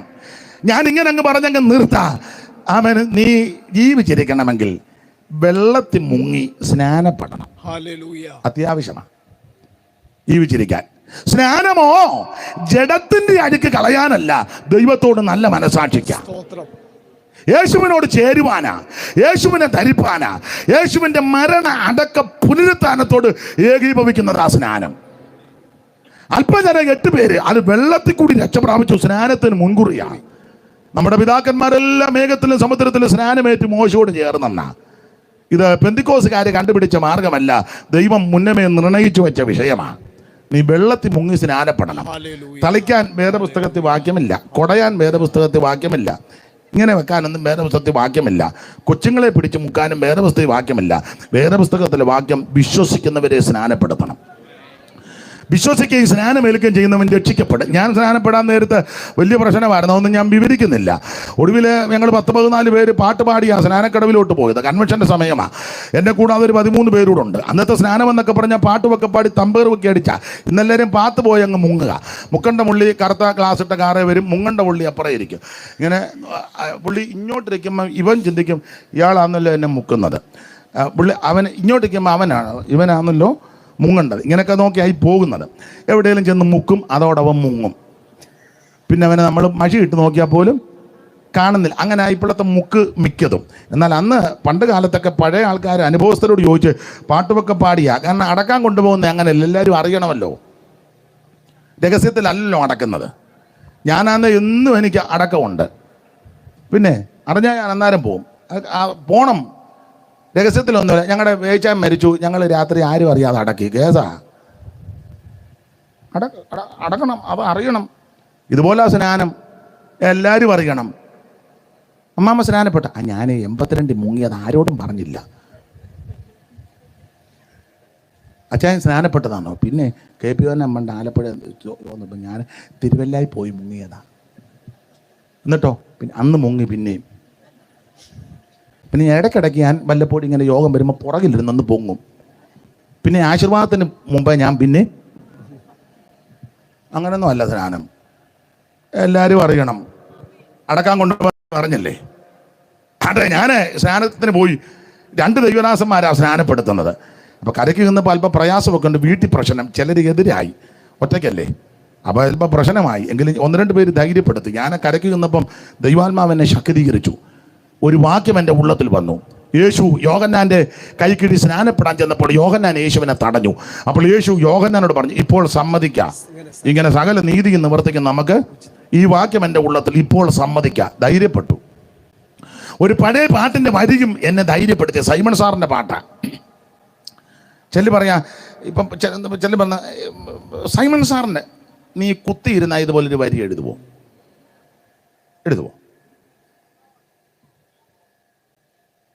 എഴുതത്തില്ല. നമ്മുടെ പാട്ടൊന്നും പറയാതിരിക്കുന്നതാ. സ്തോത്രം ആട്ടെ. അപ്പം സാറ് നല്ല കൃത്യത്തിന് എഴുതിയേക്കുന്നത്. അപ്പോൾ സാറ് ഒരു വരി എഴുതി, അതെന്നെ ധൈര്യപ്പെടുത്തി. യേശു യോഹന്നാനെ തടഞ്ഞു. അപ്പോൾ യോഹന്നാൻ യേശുവിനോട് പറഞ്ഞു, ഈ കാര്യങ്ങൾ സാറ് എഴുതിയിരിക്കുകയാണ്, ഇപ്പോൾ സമ്മതിക്കാം, ഇങ്ങനെ സകല നീതി നിവർത്തിക്കും നമുക്ക് ഉചിതം. ഉടനെ യേശു പറയാ, യേശു പറഞ്ഞുടനെ ദൈവിക നീതികൾക്കു, യേശു പറഞ്ഞുടനെ ദൈവിക നീതികൾക്കു സാഫല്യമേകിടുവാൻ ഞാനിപ്പോൾ വന്നിരിക്കെ മറുത്തു ചൊന്നിടാതെ സ്നാനം കഴിക്കാൻ സമ്മതമായി. മറുത്തു ചൊന്നിടാതെ സ്നാനം കഴിക്കാൻ സമ്മതമായി. വെള്ളിക്ക് തോൽവി നൽകും വെള്ളത്തിരക്കടിയിൽ, വെള്ളിക്കു തോൽവി നൽകും വെള്ളത്തിരക്കടിയിൽ. പൊള്ളിച്ചു മുൻകടിഞ്ഞ കൊല്ലങ്ങൾ ആകയവൻ, പൊള്ളിച്ചു മുൻകടിഞ്ഞ കൊല്ലങ്ങൾ. അപ്പൊ ശ്രദ്ധിച്ചേ, ആ പഴയ മനുഷ്യനെ അടക്കിയെന്ന് ഒരു പുതിയ ഉയർപ്പോടെ. അതാ സ്നാനം. അത് വിവരിക്കുന്നില്ല. ജീവിച്ചിരിക്കാൻ ചെയ്യേണ്ട 2ാമത്തെ കാര്യം വെള്ളത്തിൽ മുങ്ങണം, സ്നാനപ്പെടണം. സ്നാനപ്പെട്ടേ ഒക്കൂ. അത് പിതാവിൻ്റെയും പുത്രൻ്റെയും പരിശുദ്ധാത്മാവിൻ്റെയും നാമത്തിൽ മുങ്ങണം. അല്ലാതെ യേശുനാമത്തിൽ മുങ്ങി വെച്ച് നടക്കരുത്. അതാ പ്രമാണം. അതാ. നിങ്ങൾക്കത് താല്പര്യമില്ലേ? ഞാനത് പറയുമ്പോൾ നിങ്ങളൊന്ന് ഹെൽപ്പ് ചെയ്യണ്ടേ? നിങ്ങൾ മസിൽ പിടിച്ചിരിക്കുന്നു. സമയം പോയി, ഞാൻ ഇച്ചിരി അടുത്ത് വെച്ച് നിർത്തുന്നുള്ളൂ. പിന്നെ അങ്ങനെ ഇരുന്നത് കൊണ്ടാണ്. അപ്പൊ ശ്രദ്ധിക്കുക, ജീവിച്ചിരിക്കാൻ എന്തോ ചെയ്യണം? ഒന്ന്, ക്രൂശിന്റെ ചുവട്ടിൽ വന്ന് യേശുവിനെ രക്ഷകനായി സ്വീകരിക്കണം. 2, നീ ജീവിച്ചിരിക്കുവാൻ വെള്ളത്തിൽ മുങ്ങി സ്നാനപ്പെടണം. അത് ചെയ്തേ ഒക്കൂ, അത് അനുഷ്ഠിച്ചേ ഒക്കൂ. യേശു മാതൃക കാണിച്ചേച്ചാ പോയത്, തർക്കം ഉണ്ടാകാതിരിക്കാൻ. എങ്ങനെ ഒത്തിരി നേരം മുക്കിക്കൊണ്ടിരിക്കണോ, അതോ മുക്കിയേച്ച് കുടയണോ, കുടച്ചേച്ച് ഉലുത്തണോ, അതൊന്നുമല്ല. യേശു മാതൃക കാണിച്ചേച്ചാ പോയത്. അങ്ങനെ അങ്ങ് മുങ്ങി. 2 പേരും വെള്ളത്തിലിറങ്ങി, വെള്ളത്തിൽ നിന്ന് കയറി. അങ്ങനെയൊക്കെയാ പുസ്തകത്തിലെ വാക്യം. അല്ലാതെ പാത്രത്തിൽ ഇച്ചിരി വെള്ളമായിട്ട് ആ കുഞ്ഞു മുങ്ങിപ്പോക്കോ, അങ്ങനെയൊന്നും അല്ല. ഇതാ ശരിയായ സ്നാനം. സ്നാനപ്പെട്ടേ ഒക്കുള്ളൂ. ഇനി ഓടിച്ചു പറയാം. 3, ജീവിച്ചിരിക്കാൻ എന്തോ ചെയ്യണം? പുറപ്പാട് പുസ്തകം തന്നെ 28-ാം അധ്യായത്തിന്റെ 35-ാമത്തെ വാക്യം വായിച്ചേ. ജീവിച്ചിരിക്കാൻ എന്തോ ചെയ്യണം? 28-35.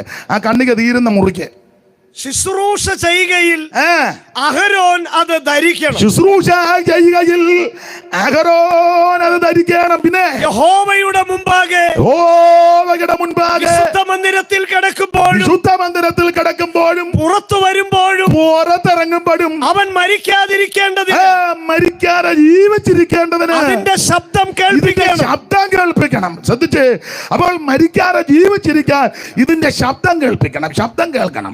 എന്തോ ശബ്ദമാ? ആ 31 മുതൽ പഠിക്കുമ്പോൾ ഏഫോദിന്റെ വിഷയമാ പറഞ്ഞിരിക്കുന്നത്.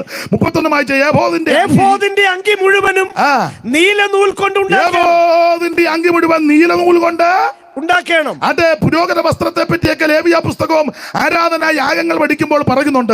നീളക്കുപ്പായി, നിലയങ്കി, നടുക്കട്ടെ, മാർപ്പതൊക്കെ ഏപോലെ ഉള്ളങ്കി, മേലങ്കി, തലയക്കെട്ട്, അല്ലെങ്കിൽ ഇതിലൊക്കെ വെച്ച മഹാപുരോഗത്തിന്റെ പ്രത്യേക വർണ്ണന വിവരിക്കുന്നത്. അതിലൊരു വിശേഷപ്പെട്ട വസ്ത്രമാണ് ഏഫോദ്. അതിന്റെ മുകളിൽ നീലനൂല് കൊണ്ട് വേണം ഇത് ഉണ്ടാക്കാൻ. പിന്നെ അതൊരു ചെറിയ ദ്വാരമിടണം തല കടത്താൻ. അങ്ങനല്ലേ മുനിസിപ്പാലിറ്റി? വായിച്ചേ. അതിന്റെ നടുവിൽ തല കടപ്പാൻ ഒരു ദ്വാരം വേണം. അല്ല, തലയില്ലാതെ പോകരുത്. തല കടത്താൻ ഒരു ദ്വാരം വേണം. വ്യാഖ്യാനിക്കാൻ നേരമില്ലാഞ്ഞിട്ട് അടുത്തത് വായിച്ചേ. ദ്വാരത്തിന് നെയ്ത്തുപണിയായി ഒരു നാട ചുറ്റിലും വേണം. ദ്വാരത്തിന് നെയ്ത്തുപണിയായിട്ടൊരു നാട അതിന്റെ ചുറ്റിലും വേണം. പിന്നെ അത് കീറിപ്പോകാതിരിക്കാൻ കവചത്തിന്റെ ദ്വാരം പോലെ അതിന് ഉണ്ടായിരിക്കണം. പിന്നെ നീലനൂൽ, ധൂമ്രനൂൽ, നീലനൂല്, ധൂമ്രനൂല്, പിരിച്ച ചുവപ്പ് നൂല്, നീലനൂല്, ധൂമ്രനൂല്, ചുമപ്പ് നൂല്, 3 നൂല്, നൂല് കൊണ്ട് എന്നിവ കൊണ്ട് ചുറ്റും അതിന്റെ വിളുമ്പിൽ മാതളപ്പഴം. ഈ നൂല് കൊണ്ട് മാതളപ്പഴം ഉണ്ടാക്കണം. പിന്നെ പൊന്മണി വേണം. അടുത്തത് അവയുടെ ഇടയിൽ ചുറ്റും പൊന്നുകൊണ്ട് ചുറ്റും പൊന്നുകൊണ്ട് മണികളും പൊന്മണി ഉണ്ടായിരിക്കണം. പൊന്നു കൊണ്ടുള്ള മണി. പിന്നെ അങ്കിയുടെ വിളുമ്പിൽ ചുറ്റും അങ്കിയുടെ വിളിമ്പിലെ ചുറ്റും അങ്കിയുടെ വിളിമ്പിന്റെ ചുറ്റ് ഒരു പൊന്മണി, ഇപ്പോൾ ഒരു മാതളപ്പഴം. ഒരു പൊന്മണി, ഒരു മാതളപ്പഴം. അപ്പൊ ഇങ്ങനെ അതിന്റെ ക്രമം. ഒരു പൊന്മണി, ഒരു മാതളപ്പഴം, പിന്നൊരു മാതളപ്പഴം, ഒരു പൊന്മണി, പിന്നൊരു പൊന്മണി, ഒരു മാതളപ്പഴം. ഇതിന്റെ വിളിമ്പ് ഇങ്ങനെ ചുറ്റും. ഇത് ഇട്ടോണ്ട് വേണം കയറാൻ. അങ്ങനല്ലയോ? അതെ. ഇതൊക്കെ നിന്ന് പറയേണ്ട ഭാഗമാ, വിസ്തരിക്കുന്നില്ല. ഇത് ധരിച്ചോണ്ട് വേണം അഹരോൻ അങ്ങോട്ട് അകത്തോട്ട് കയറാൻ. ആണ്ടിലൊരിക്കൽ കയറുകയല്ലേ? അങ്ങനെ കയറുമ്പോൾ ഇത് അകത്തോട്ട് കയറുമ്പോൾ ഈ ചരിത്രമൊക്കെ പറയുന്നത് പണ്ട് കേട്ടിട്ടുണ്ട്. അഹരോന്റെ ശരീരത്തിൽ ഒരു കെട്ട്, അത് ചങ്ങലയായിരുന്നെന്നാ. അതങ്ങ് പ്രാകാരത്തിൽ കൊടുക്കുന്ന ചങ്ങലയൊന്നുമല്ല. ചങ്ങലക്കിടക്കേണ്ട ഗതികേടൊന്നും വന്നില്ല. പിന്നെ ചരടായിരുന്നെന്നാ, കയറായിരുന്നെന്നൊക്കെ. എന്തുവാകട്ടെ, ഒരു ചരട് ഈ ബന്ധിക്കും, അതിൻ്റെ അറ്റം അങ്ങ് പ്രാകാരത്തിൽ കാണും. എന്തിനാന്ന് ചോദിച്ചാൽ ഈ കയറിപ്പോകുന്ന പുള്ളി ക്രമക്കേടാ കാണിച്ചെങ്കിൽ വീണ് മരിക്കും.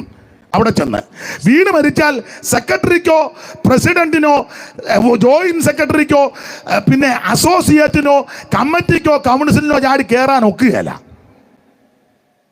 ക്രമക്കേടാണ്, അതുങ്ങളും അവിടെ വീടും. പിന്നെ കൂട്ട ശവസംസ്കാരം നടക്കേണ്ടി വരും. കയറി തൊടാനും ഒക്കുകയല്ല. അപ്പൊ അതുകൊണ്ട് ഈ ചരട് കെട്ടിയിട്ടിരിക്കുക. അഥവാ പുള്ളി വീണ് മരിച്ചാൽ അകത്തോട്ട് കയറാന് ചരടെ പിടിച്ച് വലിച്ച് എടുക്കണം. ഇതാണ് അതിന്റെ ക്രമം. അപ്പോൾ ആണ്ടിലൊരിക്കലും അകത്തോട്ട് കയറുമ്പോൾ ഈ ഏഫോദും ധരിച്ചു വേണം അകത്തോട്ട് കയറാൻ. അപ്പൊ അകത്തോട്ട് കയറുമ്പം ഈ ചത്തോ ഇല്ലയോ എന്ന് അറിയുന്നത് എങ്ങനെയാന്ന് ചോദിച്ചാൽ, ഇന്നത്തെ പോലെ മൈക്കിന്റെ സിസ്റ്റം ഒന്നും ഇല്ലല്ലോ. അകത്തോട്ട് കയറി നിൽക്കുമ്പം ഈ ദൈവത്തെ ഇങ്ങനെ സ്തുതിക്കണം. അവിടെ നിൽക്കുന്ന പുരോഹിതൻ, താവേ നീ പരിശുദ്ധൻ, ഹോവേ നീ പരിശുദ്ധൻ എന്ന് പറഞ്ഞാൽ ശരീരം കൊണ്ടും വാക്കുകൊണ്ടും എല്ലാം ദൈവത്തെ മഹത്വപ്പെടുത്തണം. ഇങ്ങനെ മഹത്വപ്പെടുത്തി ചലിച്ച് അവൻ ദൈവത്തെ സ്തുതിച്ചിങ്ങനെ നിൽക്കുമ്പോൾ ഈ മാതളപ്പഴവും മണിയും ചുറ്റും കിടക്കുക. ഇത് അങ്ങോട്ടും ഇങ്ങോട്ടും കൂട്ടിമുട്ടും. മാതളപ്പഴം ചെന്ന് ഇപ്പറ കിടക്കുന്ന പൊന്മണിക്കിട്ടൊരടി. അപ്പൊ ഈ പൊന്മണി എന്ന അപ്പറ കിടക്കുന്ന മാതളപ്പഴത്തിട്ട് ഒരടി ക്ലിങ് ക്ലിങ് എന്ന് കേൾക്കും. അപ്പൊ ക്ലിങ് ക്ലിങ് ക്ലിങ്. അപ്പം വെളിയിൽ നിൽക്കുന്ന കമ്മിറ്റി പറയും ചത്തിട്ടില്ല, അനക്കം ഉണ്ടെന്ന് പറയും. ചത്താൽ അന്നേരം വലിച്ചെടുക്കും. അതിനാ കയറിൻ്റെ അറ്റത്ത് പിടിച്ച് നിൽക്കുന്നേ, വലിച്ചെടുക്കും. അപ്പൊ ഈ പുള്ളി അകത്ത് കയറുമ്പോൾ ഇങ്ങനെ ദൈവത്തെ സ്തുതിച്ച് നിൽക്കണം. ദൈവത്തെ സ്തുതിച്ച് നിൽക്കുന്നതുകൊണ്ട് ഇത് അങ്ങോട്ടും ഇങ്ങോട്ടും ഇങ്ങനെ ശബ്ദം കേൾപ്പിക്കും. ശബ്ദം കേൾക്കുമ്പം വെളിയിൽ നിൽക്കുന്ന പുള്ളി പറയും ചത്തിട്ടില്ല ബേബി, വലിക്കരുത്, ആള് ജീവനോടെന്ന് പറയും. ഇന്നിപ്പം മിക്കതും വലിച്ചെടുക്കേണ്ട സമയമൊക്കെ കഴിഞ്ഞു. സ്തോത്രം. അപ്പൊ അന്ന് അങ്ങനല്ല. ഈ ശബ്ദം ഇങ്ങനെ കേൾപ്പിക്കണം എന്ന് പറഞ്ഞാൽ പൊന്മണിയും മാതളപ്പഴവും അത് ആത്മീക ഫലങ്ങളും വരങ്ങളുമാണ്. ഹല്ലേലൂയ. ഇതിന്റെ ശബ്ദം കേൾപ്പിക്കണം. ആത്മാവിന്റെ ഫലങ്ങളും ആത്മാവിന്റെ വരങ്ങളും ഇതിന്റെ ഫലം കേട്ടും കണ്ടും കൊണ്ടിരിക്കണം.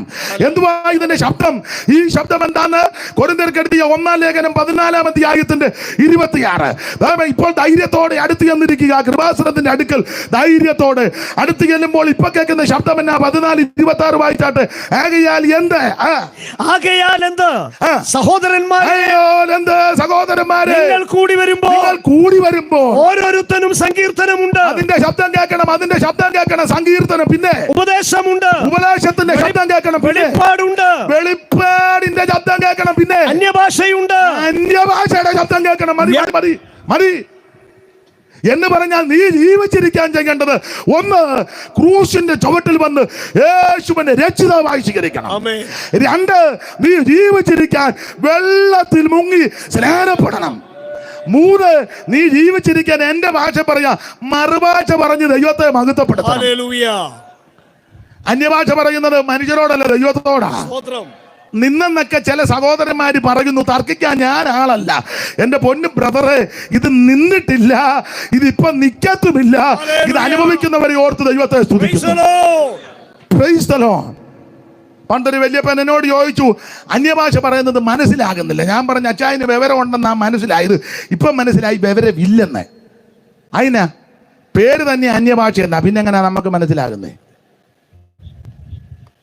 നമ്മളത് തന്നെ നമുക്ക് മനസ്സിലാകുന്നില്ല. അന്യഭാഷയല്ലേ? ദൈവത്തോട് സംസാരിക്കുക, ആത്മാവിൽ മർമ്മങ്ങളായി പറയുന്നേ, തനിക്ക് തന്നെ ആത്മീയ വർധന വരുത്തുക. ഇന്ന് രാത്രി ഞാൻ വിവരിക്കുന്നില്ല. നീ ജീവിച്ചിരിക്കണമെങ്കിൽ ആത്മസ്നാനം പ്രാപിച്ച് മറുഭാഷ പറഞ്ഞ് ദൈവത്തെ മഹത്വപ്പെടുത്തണം. അന്യഭാഷയിൽ പ്രാർത്ഥിക്കണം, അന്യഭാഷയിൽ ആരാധിക്കണം, അന്യഭാഷയിൽ ദൈവത്തോട് സംസാരിക്കണം. അന്യഭാഷ മനുഷ്യന്റെ കുത്തകയല്ല, ദൈവത്തിന്റെ ദാനമാ. ആഗ്രഹിക്കുന്ന ആത്മാക്കളെ ഇന്ന് രാത്രിയും ദൈവം തൃപ്തിപ്പെടുത്തും.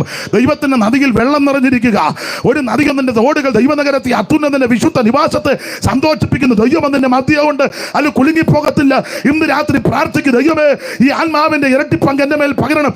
ആത്മ സ്നാനത്താൽ എന്നെ നിറയ്ക്കണം. ആത്മ നിറവിൽ ആരാധിക്കുവാൻ കൃപ നൽകണം. നീ ജീവിച്ചിരിക്കുവാൻ ഇതിന്റെ ശബ്ദം കേൾക്കണം. Price the Lord. അപ്പൊ അന്യഭാഷ നിന്നിട്ടില്ലെന്നേ. സ്തോത്രം. പിന്നെ ചിലർക്ക് ഒരാൾ പറഞ്ഞ മലയാളത്തിൽ പറഞ്ഞാൽ മനസ്സിലാകുകയല്ല. ഒന്നുകൂടെ വാക്യം വായിച്ചേ. ആകയാൽ എന്ത് സഹോദരന്മാരെ. അപ്പം അത് മലയാളത്തിൽ പറഞ്ഞാൽ മനസ്സിലാകില്ല. ബ്രദർ, അന്യഭാഷ നിന്നിട്ടില്ല. ഇംഗ്ലീഷ് ഇരിക്കട്ടെ.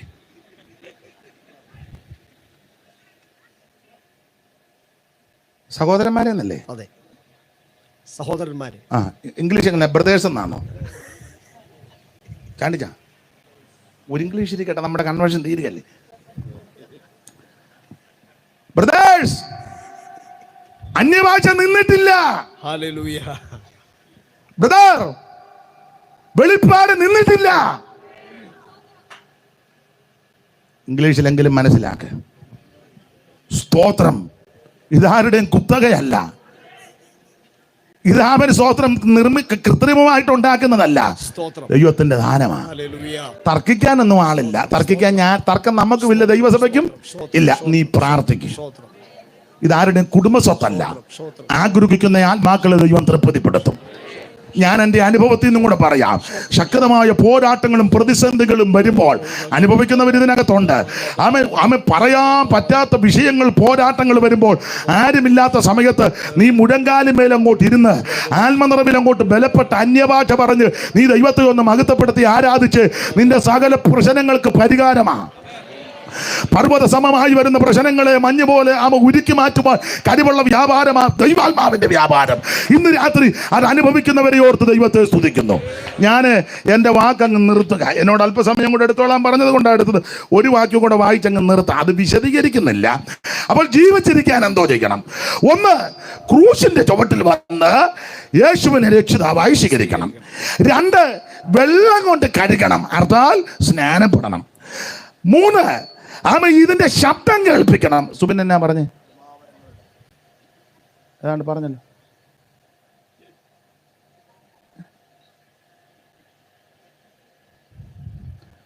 അപ്പോൾ എനിക്ക് എല്ലാവരും ശ്രദ്ധിച്ചിരുന്നില്ല, എനിക്ക് ബുദ്ധിമുട്ട്, അതുകൊണ്ടാണ്. അപ്പൊ ശ്രദ്ധിക്കുക. 3, ജീവിച്ചിരിക്കാൻ എന്തോ ചെയ്യണം? വരങ്ങളാലും ഫലങ്ങളാലും നിറയണം. ആമേൻ. നീ ആത്മനിറവിൽ അന്യഭാഷ പറഞ്ഞ് ദൈവത്തെ മഹത്വപ്പെടുത്തണം. ഹല്ലേലൂയ.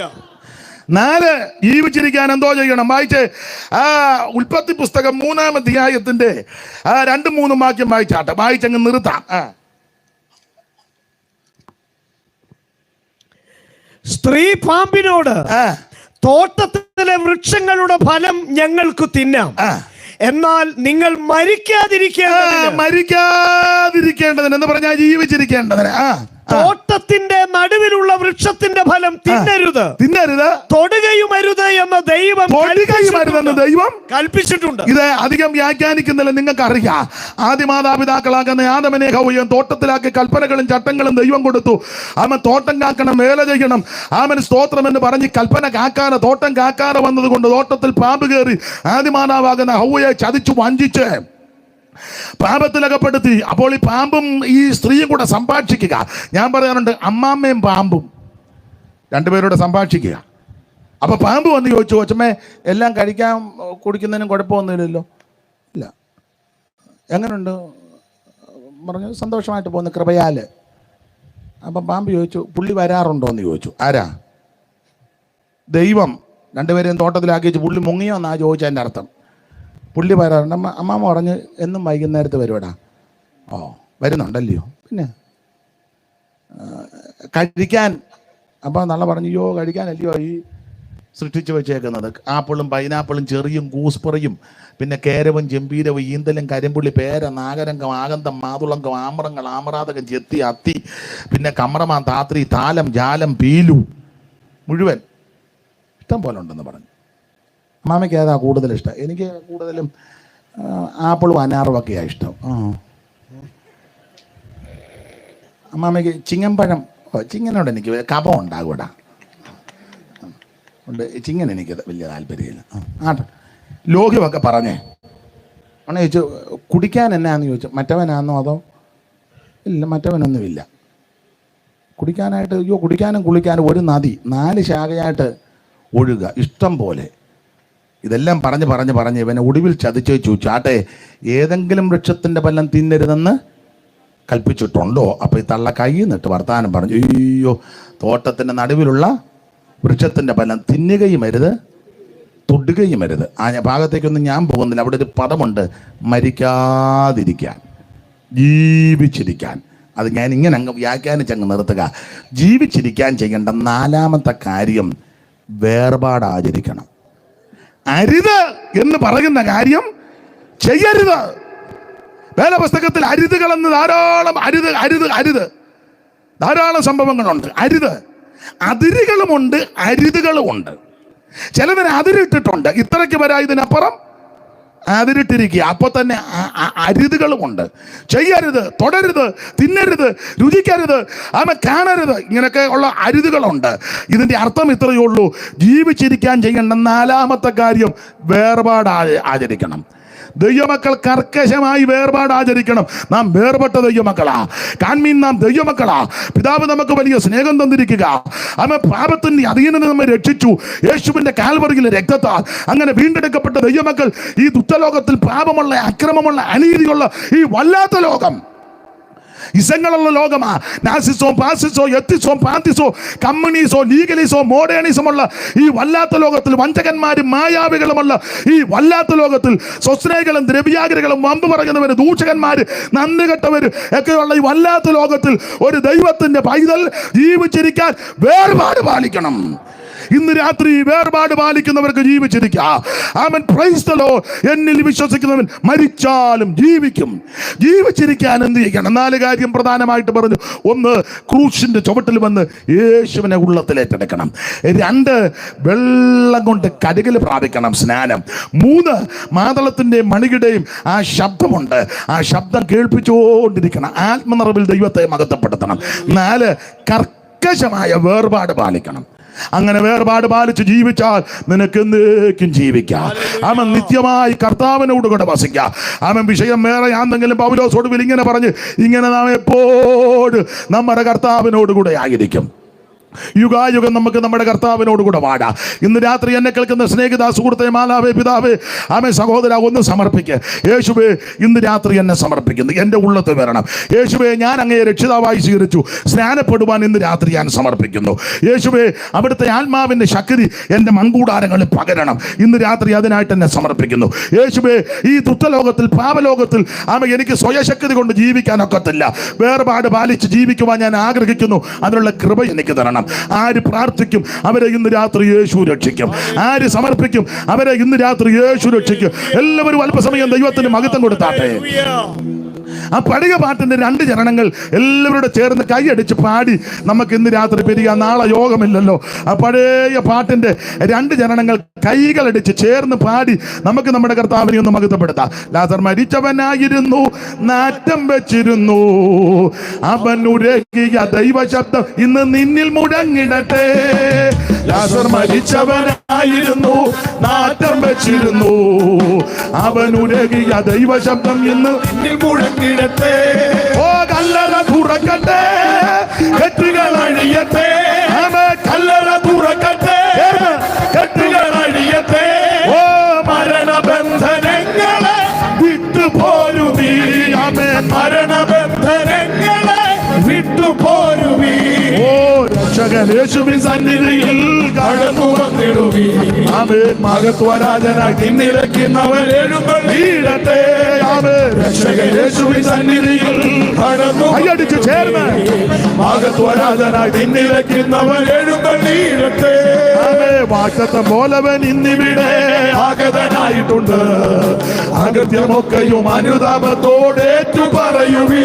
ആമേൻ. വാഗ്ദത്തം പോലവൻ ഇന്നിവിടെ ആഗതനായിട്ടുണ്ട്. അകൃത്യമൊക്കെയും അനുതാപത്തോടേറ്റു പറയുവീ. ഓ പാപം പോക്കിടോ, രോഗം നീക്കിടോ. അവൻ പാപം പോക്കിടോ, രോഗം നീക്കിടോ. ശുദ്ധനാക്കി നിന്റെ സ്വന്തം പുത്രനാക്കിടോ. അവൻ ശുദ്ധനാക്കി നിന്റെ സ്വന്തം പുത്രനാക്കിടോ. ഓ രക്ഷകൻ യേശുവിൻ സന്നിധിയിൽ കടന്നു വന്നിടുകേ. ആമേൻ. മഹത്വരാജനായി തിന്നിരക്കുന്നവൻ എഴുന്നള്ളീടട്ടെ. ആമേൻ. രക്ഷകൻ യേശുവിൻ സന്നിധിയിൽ കടന്നു വന്നിടുകേ. ആമേൻ. മഹത്വരാജനായി തിന്നിരക്കുന്നവൻ എഴുന്നള്ളീടട്ടെ. ഓ ദൈവസ്നേഹത്തിന്റെ ദർശനം നീ ക്രൂശിൽ കണ്ടിടുക. ആമേൻ. പാവമില്ലാത്തവൻ നിന്റെ പേർക്കായി മരം ക്രൂശിൽ ല്ലോ. ഓ ദൈവസ്നേഹത്തിന്റെ ദർശനം നീ ക്രൂശിൽ കണ്ടിടുക. ആമേൻ. പാപമില്ലാത്തവൻ നിന്റെ പേർക്കായി മരം ക്രൂശിൽ മരിച്ചല്ലോ. ഓ വീണ്ടെടുക്കുവാൻ നിന്നിലയേകുവാൻ. ഓ വീണ്ടെടുക്കുവാൻ നിന്നിലയേകുവാൻ. ഓ ജീവരക്തവേഗനായി ചൊരിഞ്ഞുവല്ലോ. ജീവരക്തവേഗനായി ചൊരിഞ്ഞുവല്ലോ. ഓ രക്ഷകൻ യേശുവിൻ സന്നിധിയിൽ കടന്നു വന്നിടുവീ. ആമേൻ. മഹത്വരാജനായി നിന്നിരക്കുന്നവൻ എഴുന്നള്ളീടട്ടെ. ഓ രക്ഷകൻ യേശുവിൻ സന്നിധിയിൽ കടന്നു വന്നിടുവീ. നിന്നിരക്കുന്നവൻ എഴുന്നള്ളീടട്ടെ. രക്ഷകൻ യേശുവിൻ സന്നിധിയിൽ കടന്നു വന്നിടുവീ. ഓ എഴുന്നള്ളീടട്ടെ. രക്ഷകൻ യേശുവിൻ സന്നിധിയിൽ കടന്നു. അല്പസമയം ദൈവത്തെ ആരാധിച്ച് മഹത്വപ്പെടുത്തണം. ഓ എഴുന്നള്ളീടട്ടെ. രക്ഷകൻ യേശുവിൻ സന്നിധിയിൽ കടന്നു വന്നിടുവീ. മഹത്വരാജനായി തിന്നിരക്കുന്നവൻ എഴുന്നള്ളീടട്ടെ. നിങ്ങളെല്ലാവരും ഈ ശുശ്രൂഷയിൽ ഇതുവരെ സഹകരിച്ചതിന് വളരെ നന്ദി. ഗായിക സംഘത്തിന് നന്ദി. വിശേഷിച്ച് കർത്താവിൻ്റെ ദാസന്മാർ പലരുണ്ട്. നമ്മുടെ പാസ്റ്റർ പേര് ജൂബി പാസ്റ്റർ. പാസ്റ്റർ പേര് പറഞ്ഞില്ലെങ്കിൽ നിന്നാലറിയാം. ദൈവം അനുഗ്രഹിക്കട്ടെ. കാപ്പിക്കോയിപ്പള്ളി അവറാച്ചനാന്നിരിക്കുന്നു. അവറാച്ചാനി ഓർത്തും ദൈവത്തെ സ്തുതിക്കുന്നു. ദൈവം അനുഗ്രഹിക്കട്ടെ. ദൈവം ദീർഘായുസ്സ് തരട്ടെ. എല്ലാവർക്കായിട്ടും ദൈവത്തെ സ്തുതിക്കുന്നു. ഒരു 2 മിനിറ്റ് കൂടെ കഴിഞ്ഞ് നമുക്ക് പോകാം. എല്ലാവരും ഒന്ന് എഴുന്നേറ്റ് നിന്ന്.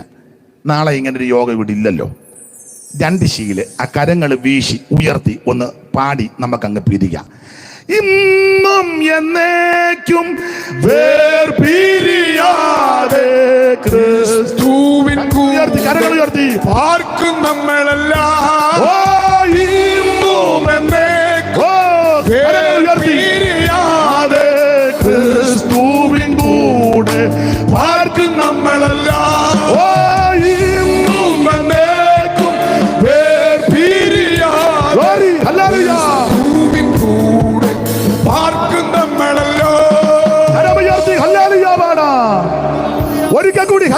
പാടാ.